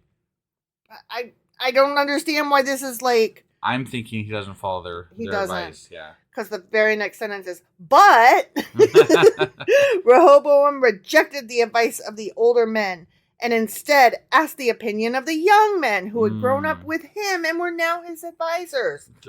But advisors, they're his friends. They're his pals. They're going to tell him whatever the fuck he wants to hear. They all went to Yale and Harvard together. Right. They all partied at the fucking beer bong festival with fucking... What's the drunk ass Supreme Court Justice Kavanaugh? Yeah. They all went to school with him. Right. And what did they're like, come on, bro, man. Just do what you got to do, man. Stand on your head and drink it. You gonna let these people push you around? What is your advice? He asked his buddy pals. How should I answer these people who want me to lighten the burdens imposed by my father? The young men replied, this is what you should tell those complainers who want a lighter burden. My little finger is thicker than my father's waist. I kind of remember that. Yes, my father laid heavy burdens on you, but I'm going to make them even heavier, stupids. My father beat you with whips, but I will beat you with scorpions. I forgot about that. Oh, he's going to beat them with scorpions. I don't think this is going to come to pass. Do you think that it ever is good for people who don't work to call people who are working complainers for saying, could we work a little bit less like y'all? Oh, no. That's never a good idea.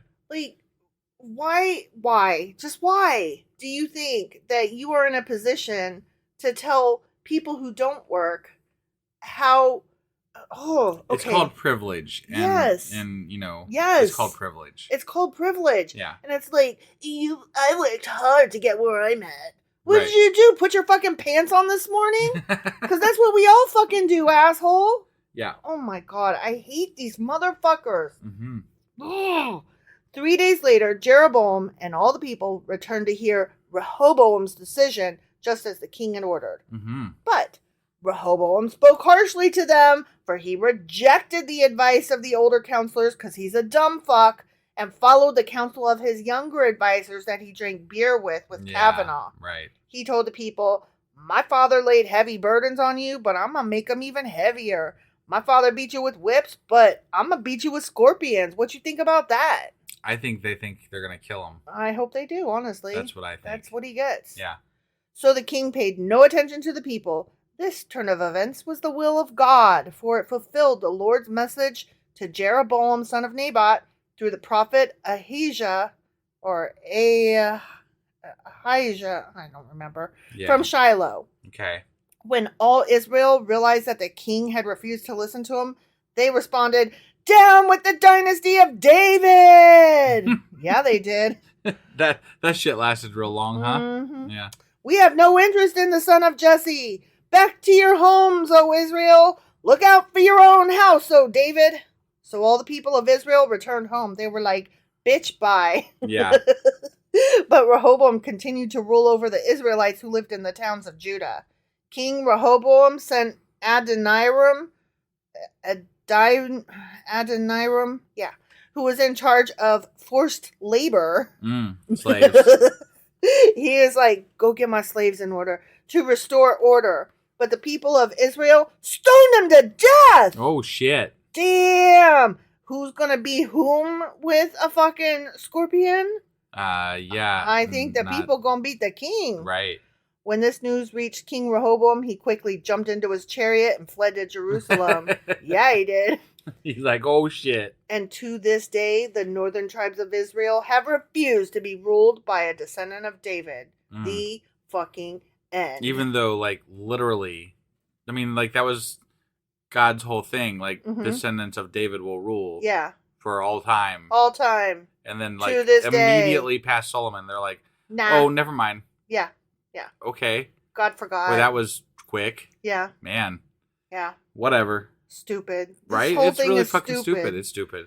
Yeah. But it is what it is. The slaves revolted and the king ran away. Yeah. That's what happened. Yep. All right. Well, that was 2 Chronicles chapter 10. Sure as fuck was. And we will be back tomorrow, which is Saturday. With Q&A Saturday. And then Sunday, we're going to be back with Sacrilegious Book Club. We'll also have our weekly replay. Mm-hmm. And then we'll be back on Monday with 2 Chronicles chapter 11. All right. We'll see you guys then. Bye.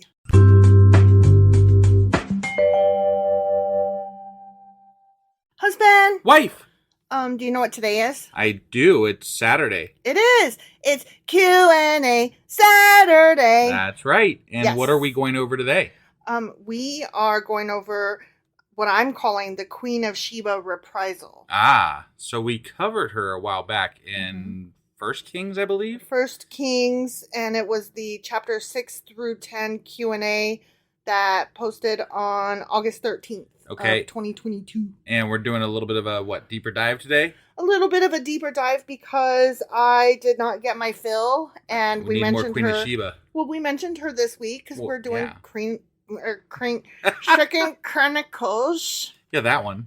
Chronicling, yeah. 2 Chronicles, and I thought this would be a good time to go back and do a little bit more of her that I missed the first time around. Can't get enough Queen of Sheba. Ever. All right. Let's go ahead and hop into this. Sounds good.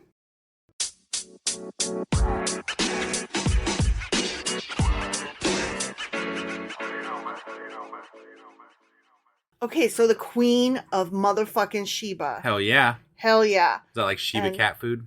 You said that last time. Did I? You God. did. Man, when you got to cover so much shit, like you can't remember what jokes you've used, even though they're bad ones. Well, here's the thing. I re-listened to that episode. And you're like, you just said that. Yeah. Well, I literally listened to it earlier this evening so that I could remember what all I had said about her. And I'm hoping to not repeat everything I said about her. Got it. I will touch on some I can't similar help stuff. it.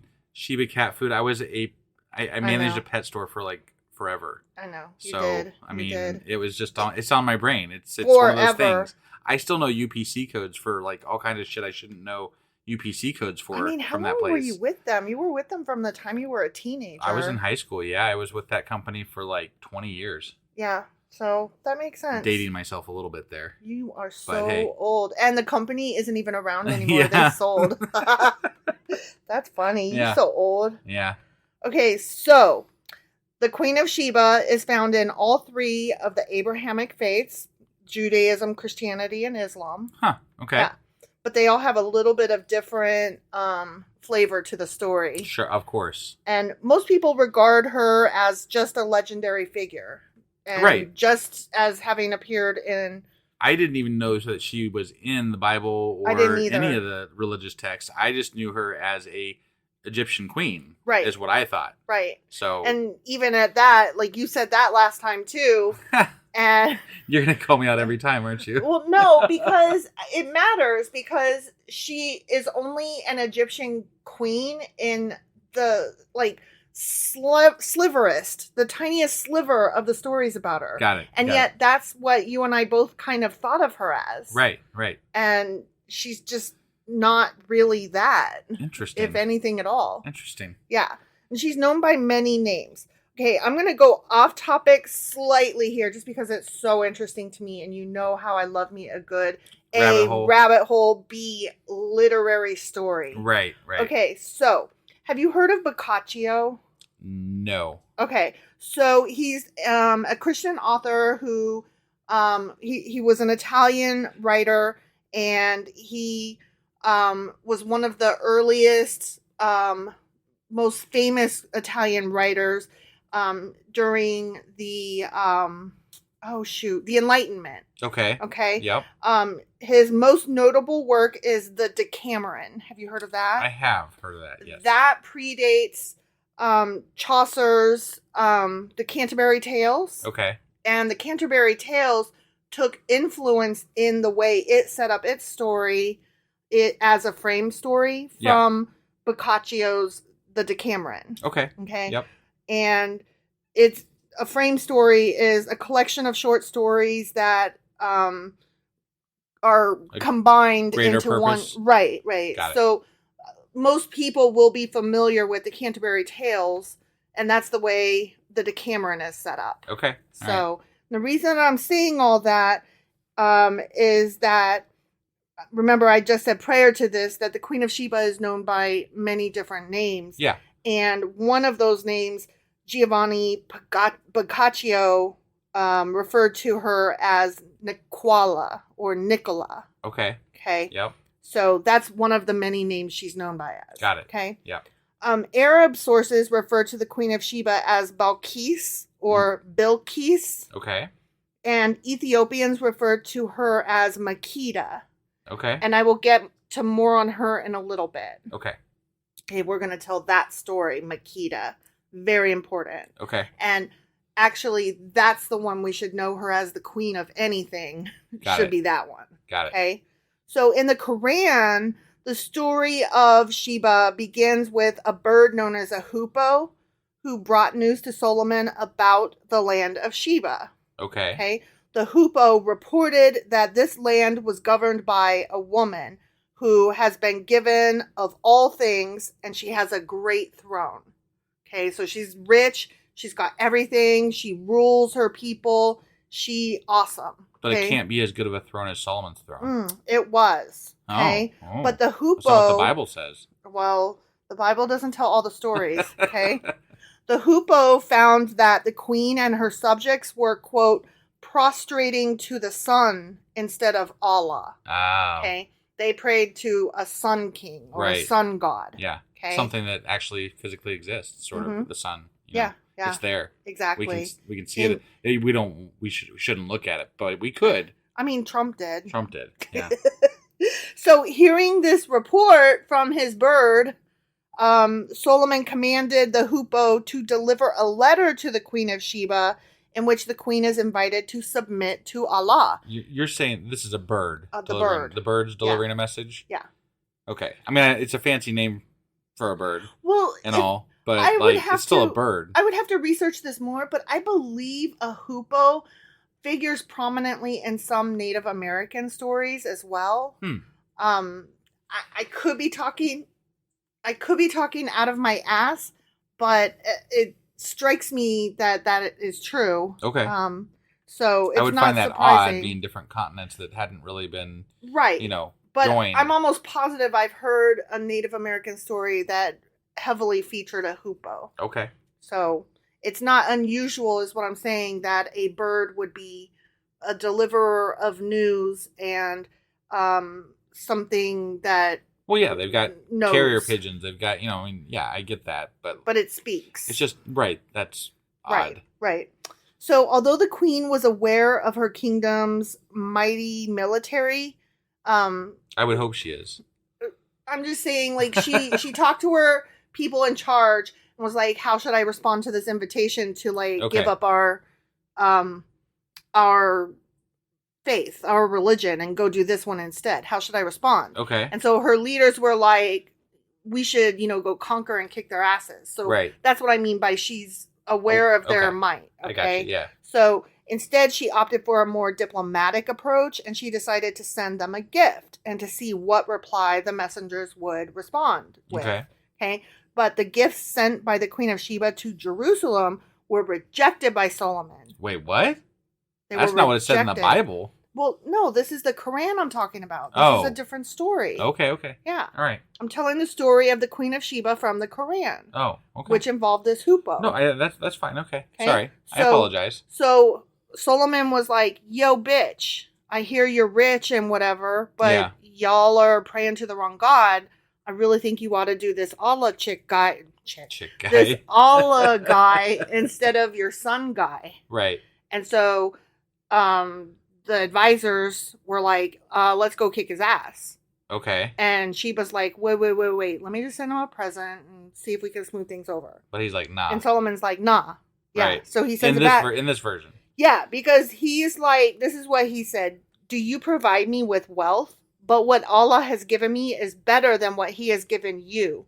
Rather, it is you who rejoice in your gift." So he's saying, you gave this to me like you think it's awesome. Yeah. But I've got everything I need. I've got all my riches and I've got my God. Okay. Who's the best. Right. So what you're giving me, it's only great in your eyes. Okay. It's not great in my eyes. All right. That's what he's saying. Okay. And so he threatened to take military action if the queen still did not submit. Oh, shit. Yeah. So she's like, all right. But instead of going to war with him, she decided to travel to Jerusalem with more gifts. Okay. That's brave. And that part. That's the story we kind of know. Yeah. Okay. Where she travels to go see him. Got it. Right? Yeah.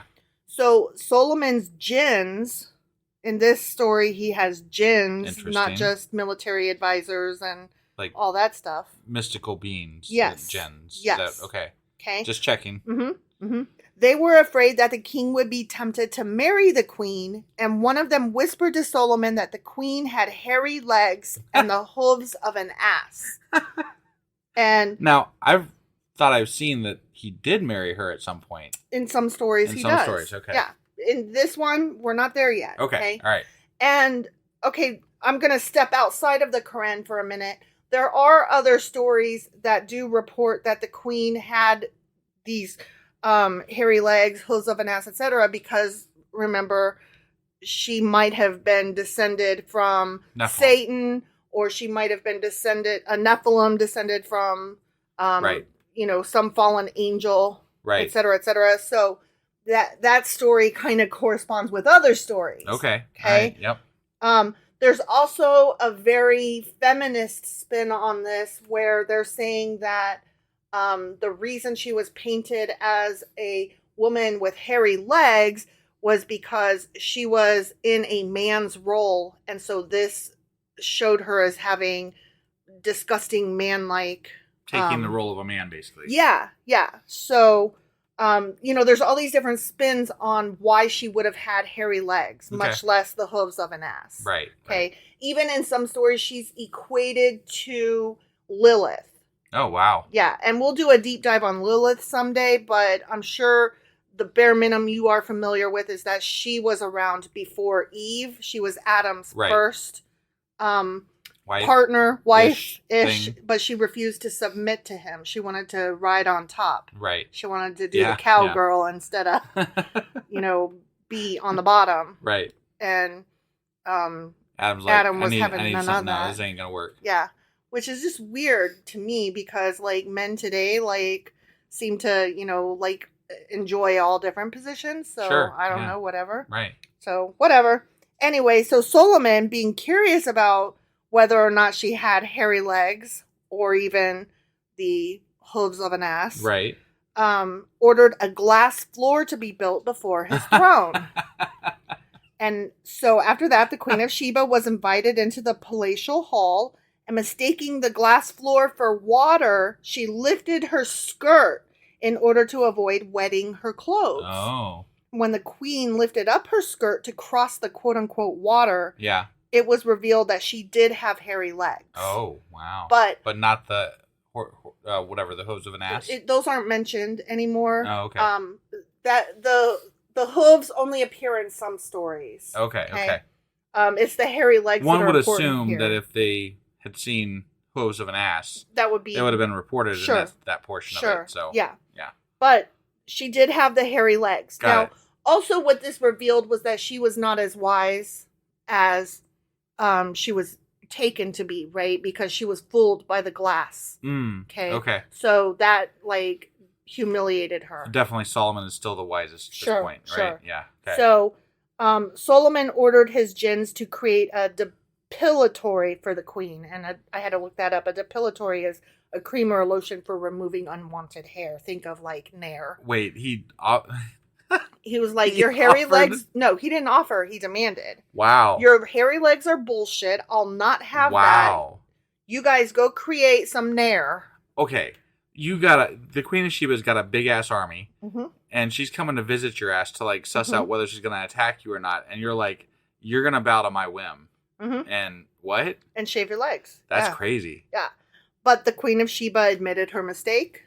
Because, she's trying. She was tricked. She realized the error of her ways, and she submitted to Allah because she got knocked down a notch. Okay. So that's the story in the Quran. Okay. Yep. And she was brought to Allah. Got it. Okay. Yep.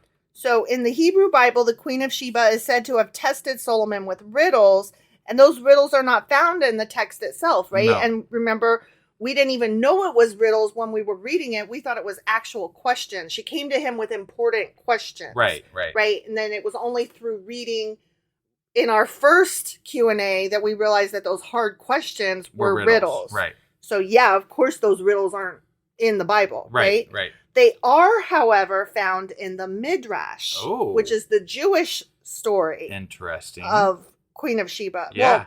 Well, the Midrash is writings on the Torah and not only supplemental the Queen of Sheba things and right.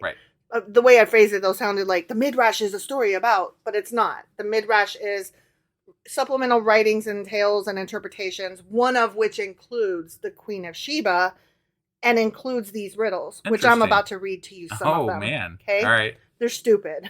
Okay. Yeah. And I bet you get this first one. Okay. In the Midrashic account, the Queen of Sheba's first riddle is as follows. How can a woman say to her son, your father is my father, your grandfather my husband, you are my son, and I am your sister? Wow. It's a Bible story. Okay. I'd have to pause too long to put it together. Okay. Because, honestly, I'd have to work that out in my brain. Well, if you're going with incest, you're on the right track. Oh, okay. And it would have to be. Okay. For all those things to be true. Right.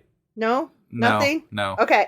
Solomon's answer to the riddle was that the 2 daughters of Lot, Okay. who got their father drunk, had sex with him, got pregnant as a result, and bore sons. Got it. Okay. Okay. So I think if I had, yeah. if I had led you down the path enough, you probably would have got there. Right. But yeah, I So, couldn't. It was required too too much many. thinking in the middle of a podcast. I know. Can't do I it. put you on the So, spot. I'm yeah. sorry. So next, the Queen of Sheba brought a group of children before Solomon. They were all of the same height and wore the same attire. The queen told Solomon to distinguish between the boys and girls. Okay. Okay? Yeah. The king had some nuts and roasted ears of corn scattered before the children. Okay. The boys, who were not bashful at all, collected them and tied them within the hems of their garment, while the girls, who were bashful, tied them within their outer garments, since their bodies would be revealed if they had done the same as the boys. So it's basically whether they put them in their fucking aprons or not. Got it. That's not much of a riddle, really. That's just a dumb trick. Right. Yeah. Okay, lastly, the queen brought a group of men before Solomon and asked him to distinguish between the circumcised and uncircumcised. Yeah. Solomon had the Ark of the Covenant brought out and opened, which seems rather frivolous use of it to me. Right?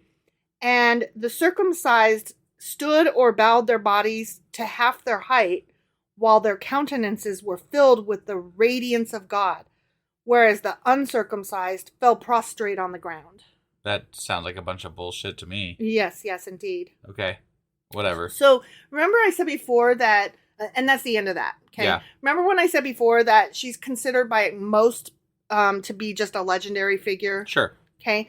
Well, she's considered by the Ethiopians definitely to have existed and is revered as the mother of their nation. Oh, wow. Yeah. She's believed to have been the founder of the Solomonic dynasty in their country, which ruled over Ethiopia until its last ruler, Haile Selassie I, was deposed in 1974. Holy shit. Right? Solomonic. Solomon. Yes. Okay. Of Solomon. Yes. Okay. All right. Okay. Yeah. So in this story, this is an Ethiopian story, okay? Remember I said I would get back to the Ethiopians called her? Right. Okay. Her name is Makito.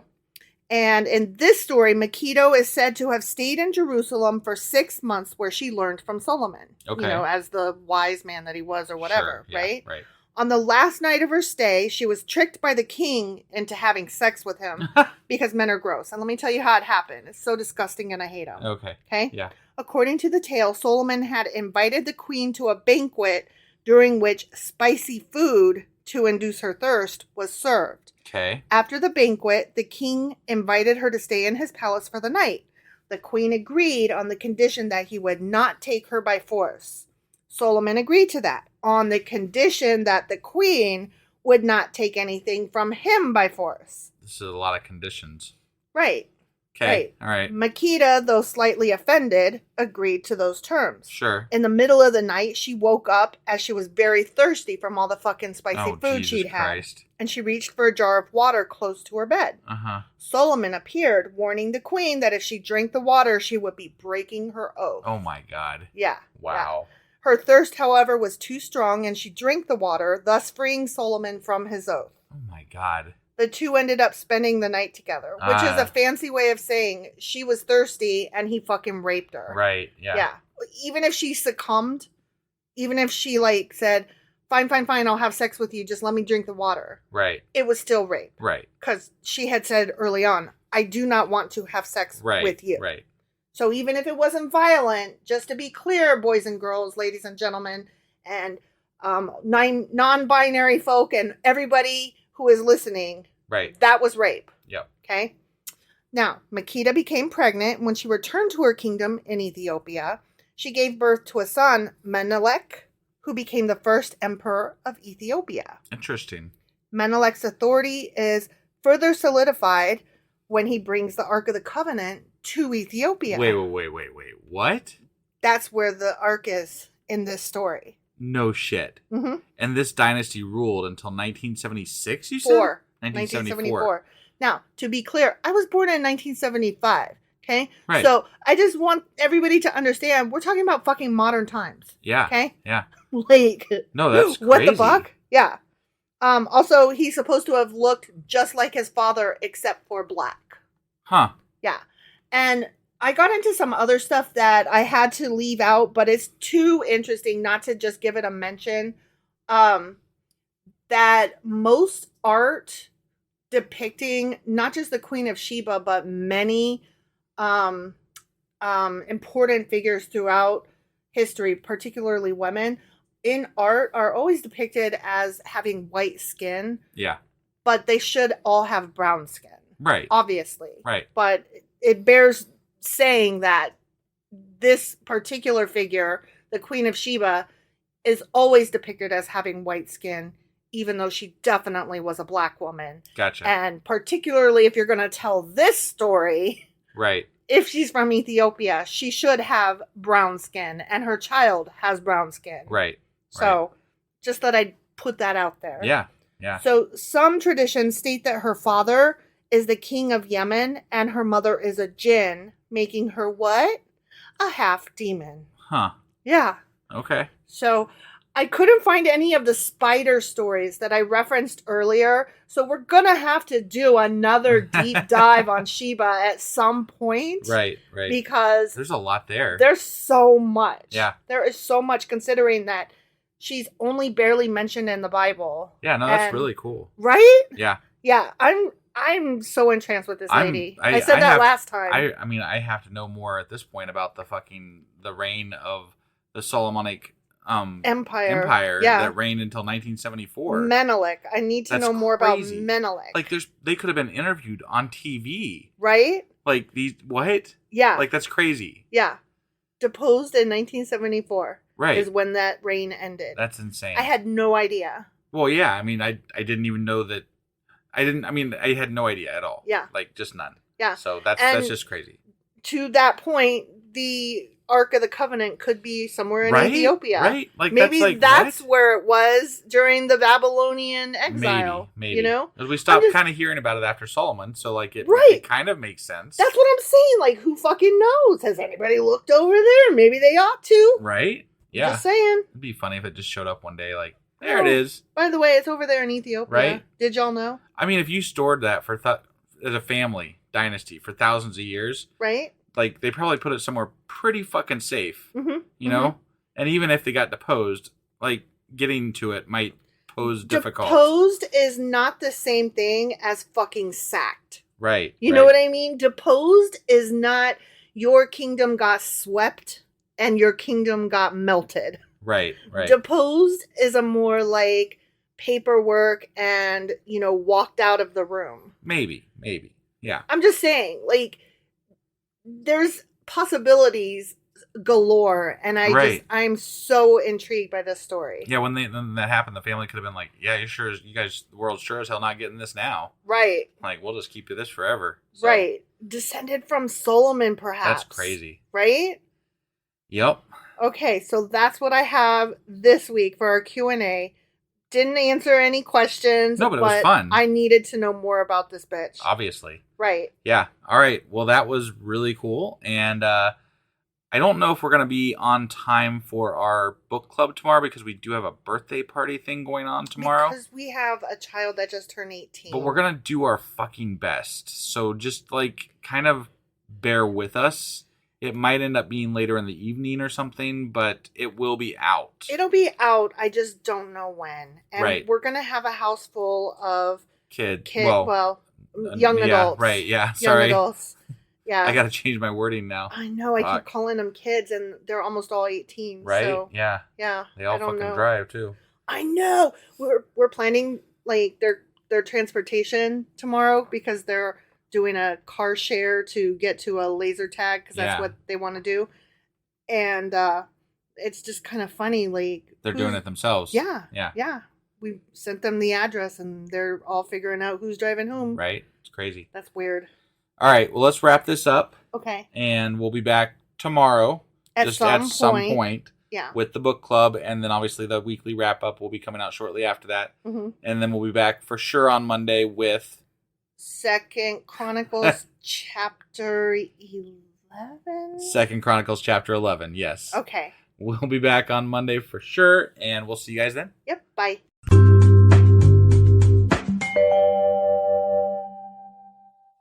Husband! Wife!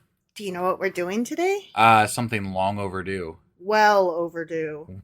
Yes. So past overdue. Yeah, we suck a little. We do. Sorry, guys. What is it? We're doing a special Patreon episode. We are. are! Also, Oh, we are now including Acast Plus subscribers as well at the same levels that they would be on Patreon. So $2 and $5 will qualify to get the bonus episodes. Awesome. So that's I just wanted to throw that out there as a new addition that I just started doing. So, I did not know that. Yeah. So Acast Plus, anybody that's joining up from there, welcome. Yeah. And thank you. And thank you to our Patreon members as well. Definitely, because you guys have been with us forever and you put up with our bullshit. So And we owe you big. Definitely. So what are we talking about today? My understanding is we're talking about Twitter. We're doing the Twitters. We're doing the Twitters. Let's talk about the Twitters. All right, let's go talk about the Twitters. Okie dokie.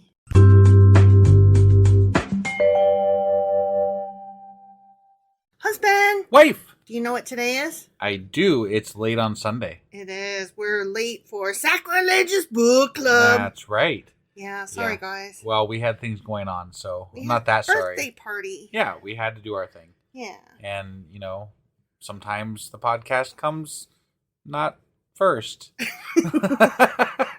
Opposite of first. Yeah. But yeah. not last. Not last. Definitely Far not from last. Yeah.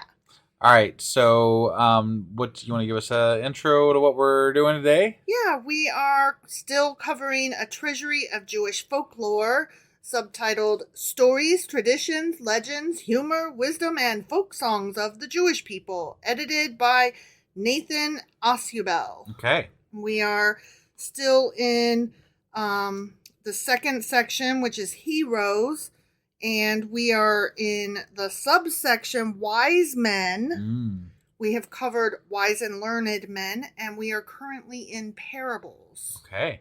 Okay? All right. So let's go ahead and get in here and start going over this stuff. Alrighty. All right.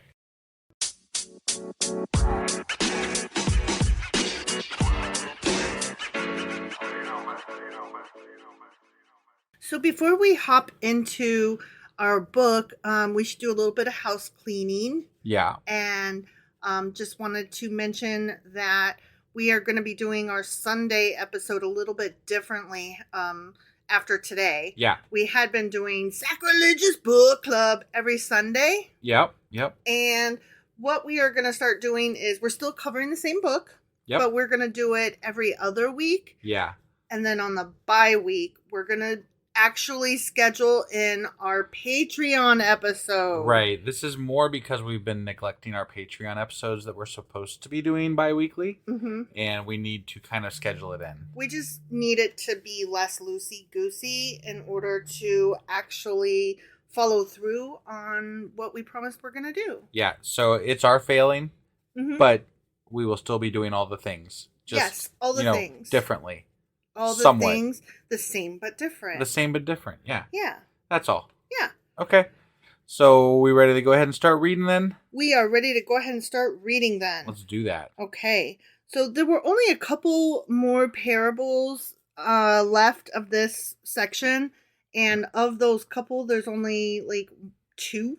So when I say... Oh, so there's literally couple. No, there's actually like 5 or 6 parables left, of which only 2. Oh. Yeah, I meant couple few, not couple 2. Oh. So okay. there's a few left. Got it. Of which I only even vaguely liked 2. And they're not my favorites. I just kind of picked them just to... What a sell. Stay tuned. We're going to do some really fucking boring shit. No, that's not what I'm saying. They're just...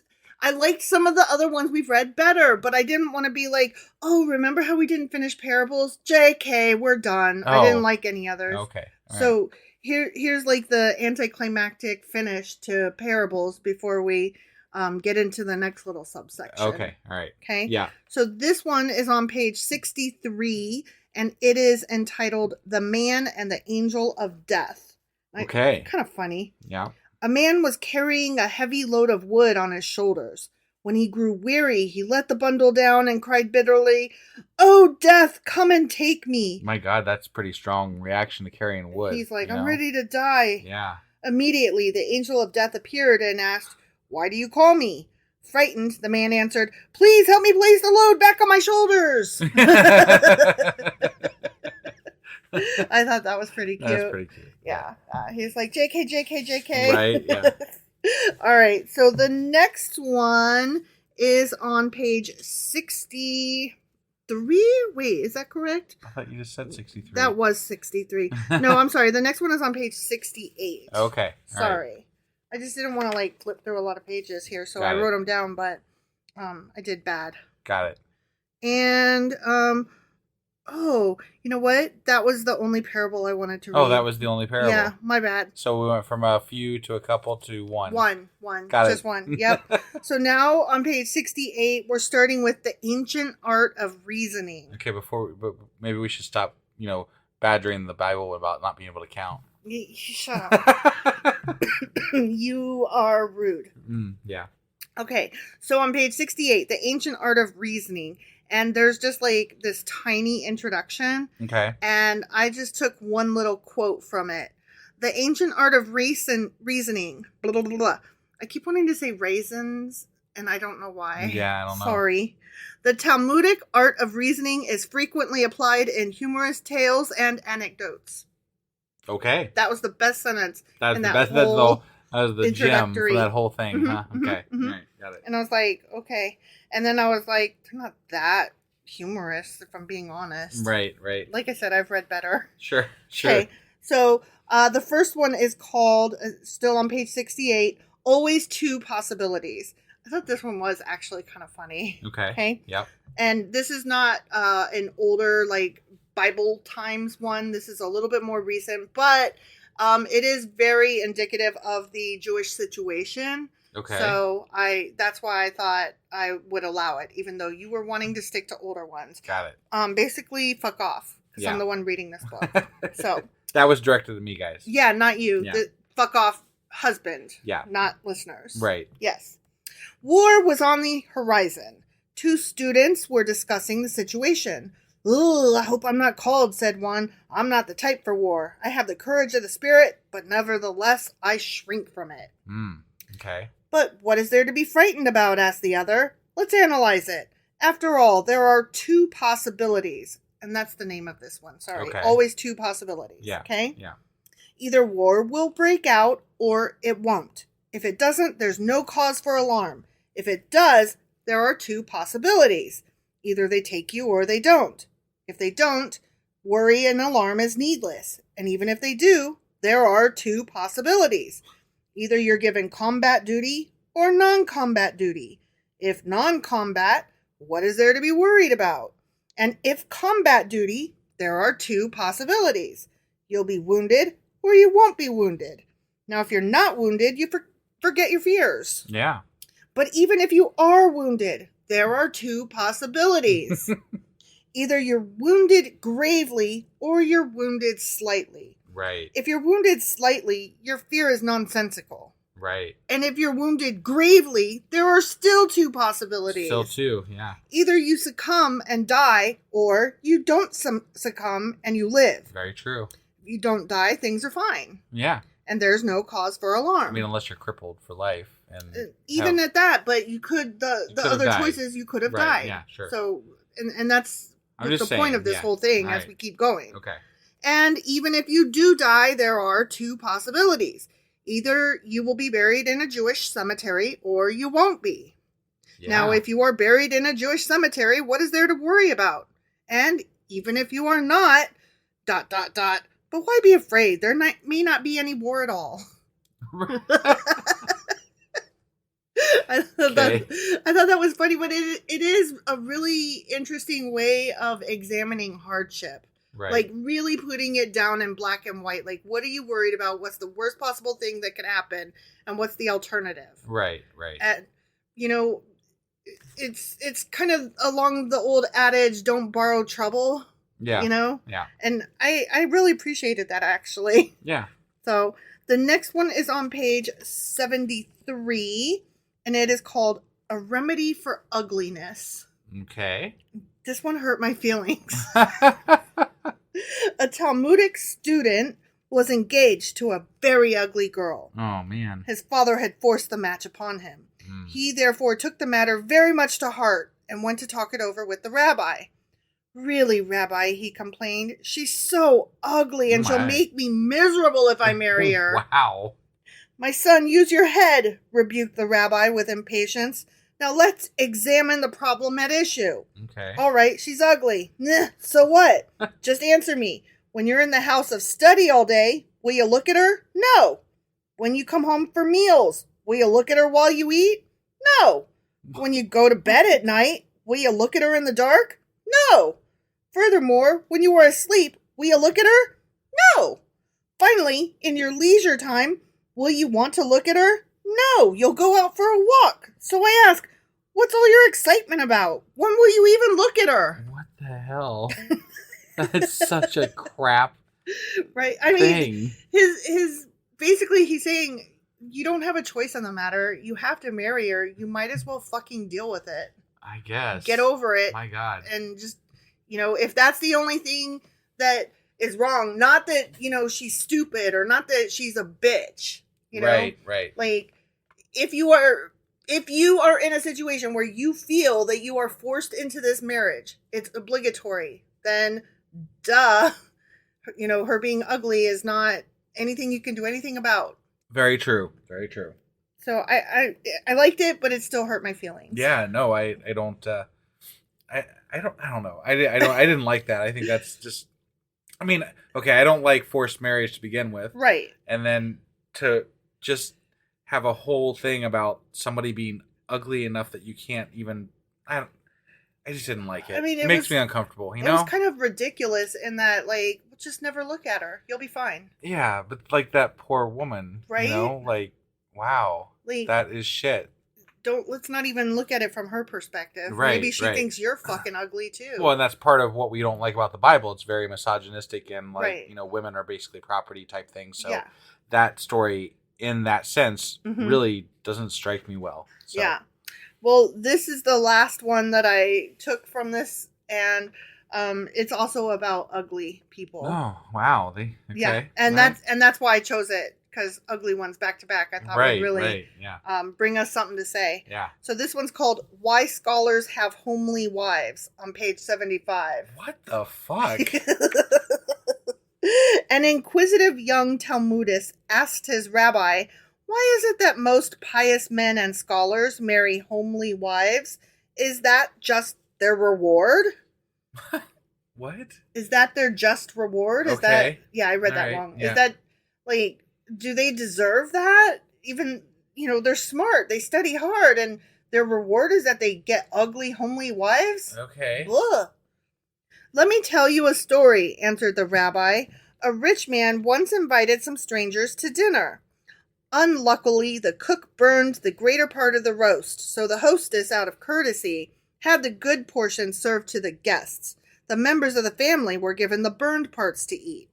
Now, my son, this also holds true with regard to the women apportioned to pious scholars.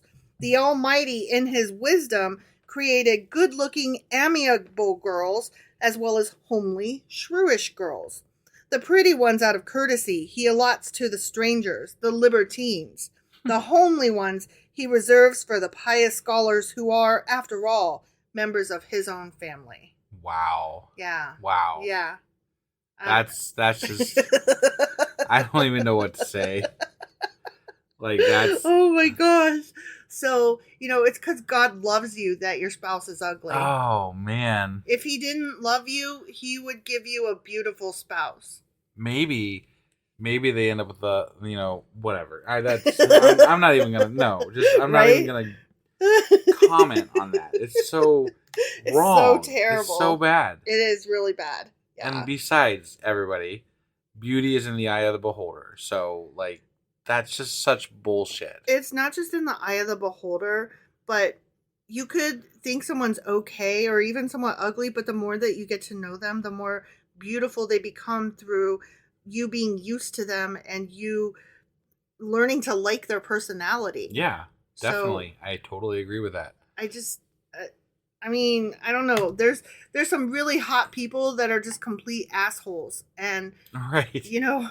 like, I will always find them ugly inside. And that, yeah, I know that that is always like, yeah, ugly people say that. But you know what? I've known some pretty people that say that too. Right. My best friend is gorgeous. And I'm not just saying that because, like, I love her with all my heart. Like, she is my opposite in every way. Like, where I am short, squat, and medium, she is tall, thin, and gorgeous. And, you know, she feels the same way, that beauty is in the eye of the beholder. And it's also something that, you know, it's only skin deep. Well, you're beautiful to me. I know. And I appreciate that. And you were among the top 3 hottest boys at Borders. Yeah, top 3. Mm-hmm. And yeah. Well, there were some hot guys at Borders. And it wasn't just my vote. All the people who worked there agreed. Like, there was a poll that went around. There were some hot people there. And my husband was in the top 3. And that was when we were just friends. Mm-hmm. So, you know, Yep. You've grown in estimation. You're not just among the top 3 hottest boys at Borders. Right. Now you're the hottest. Right. In my heart. Yeah. Because I love you. Well, I love you. I love you. All right. So I think that was all we had to cover today. That was all we had to cover today. All right. And fuck off with all that anyway. Right? Yeah, I mean, that was a bunch of bullshit. All right, guys. That was our book club for today, and I'll be doing the weekly replay here in just a few minutes after I'm done with this, and hopefully getting it out on today as well. And then we'll be back tomorrow with 2 Chronicles chapter 11? Yes, that is correct. And then next weekend, we won't be doing book club. We'll be doing a Patreon. Correct. So it's a couple weeks before we get to the next one, and sorry, not sorry. Right. I mean, we for our own sanity here, we have to, like, we get to the weekend and we're like, oh my God, we have like 19 million fucking podcasts to record. Yeah. So we had to just kind of... We had to figure out what we're doing. And we had really been neglecting the Patreon. We have. Because it's not specifically scheduled. It's as we can fit it in. Yeah, and we're always like, we'll get to that sometime. And then it ends up being like a month and a half. And we're like, every single time we do a Patreon episode, we're like, sorry guys, it's been a while. Yeah. So we're kind of sick of doing that, and we want to make it a regular thing because honestly, patrons out there, you guys help us out so much, and you're amazing. You guys are great fans. I mean, we felt like we're giving you short shrift here. Yeah, and no, we're trying to amend that. Definitely. So it just feels like we're, when we have our Patreon episodes, we're talking to some of our most interactive fans. Like they reach out to us on there. They talk to us on Patreon. They let us know what they think of things. I mean, I can't, you guys are really appreciated. So that's why we're doing this. Yes. And anyway, enough gushing about our patrons. I know, right? But we're going to go. Love you guys. We do. It's the truth. Yeah. So, but we're going to sign off here for now, and we'll see you guys tomorrow. Yep. Bye.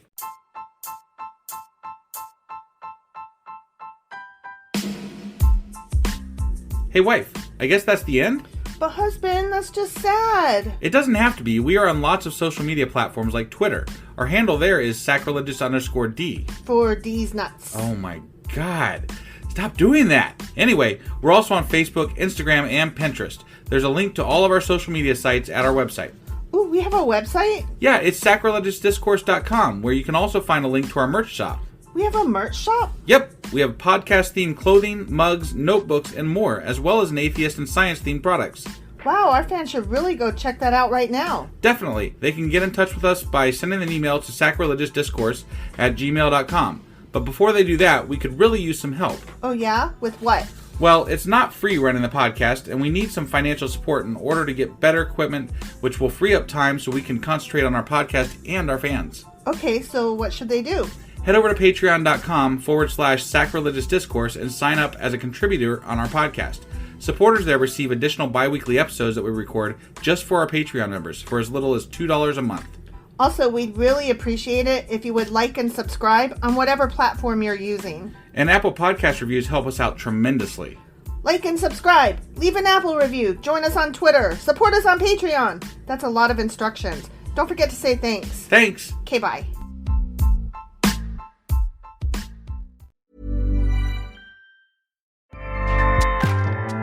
Acast powers the world's best podcasts. Here's a show that we recommend. We've all been to the party or tailgate with that person. You know, the one who makes everything about politics.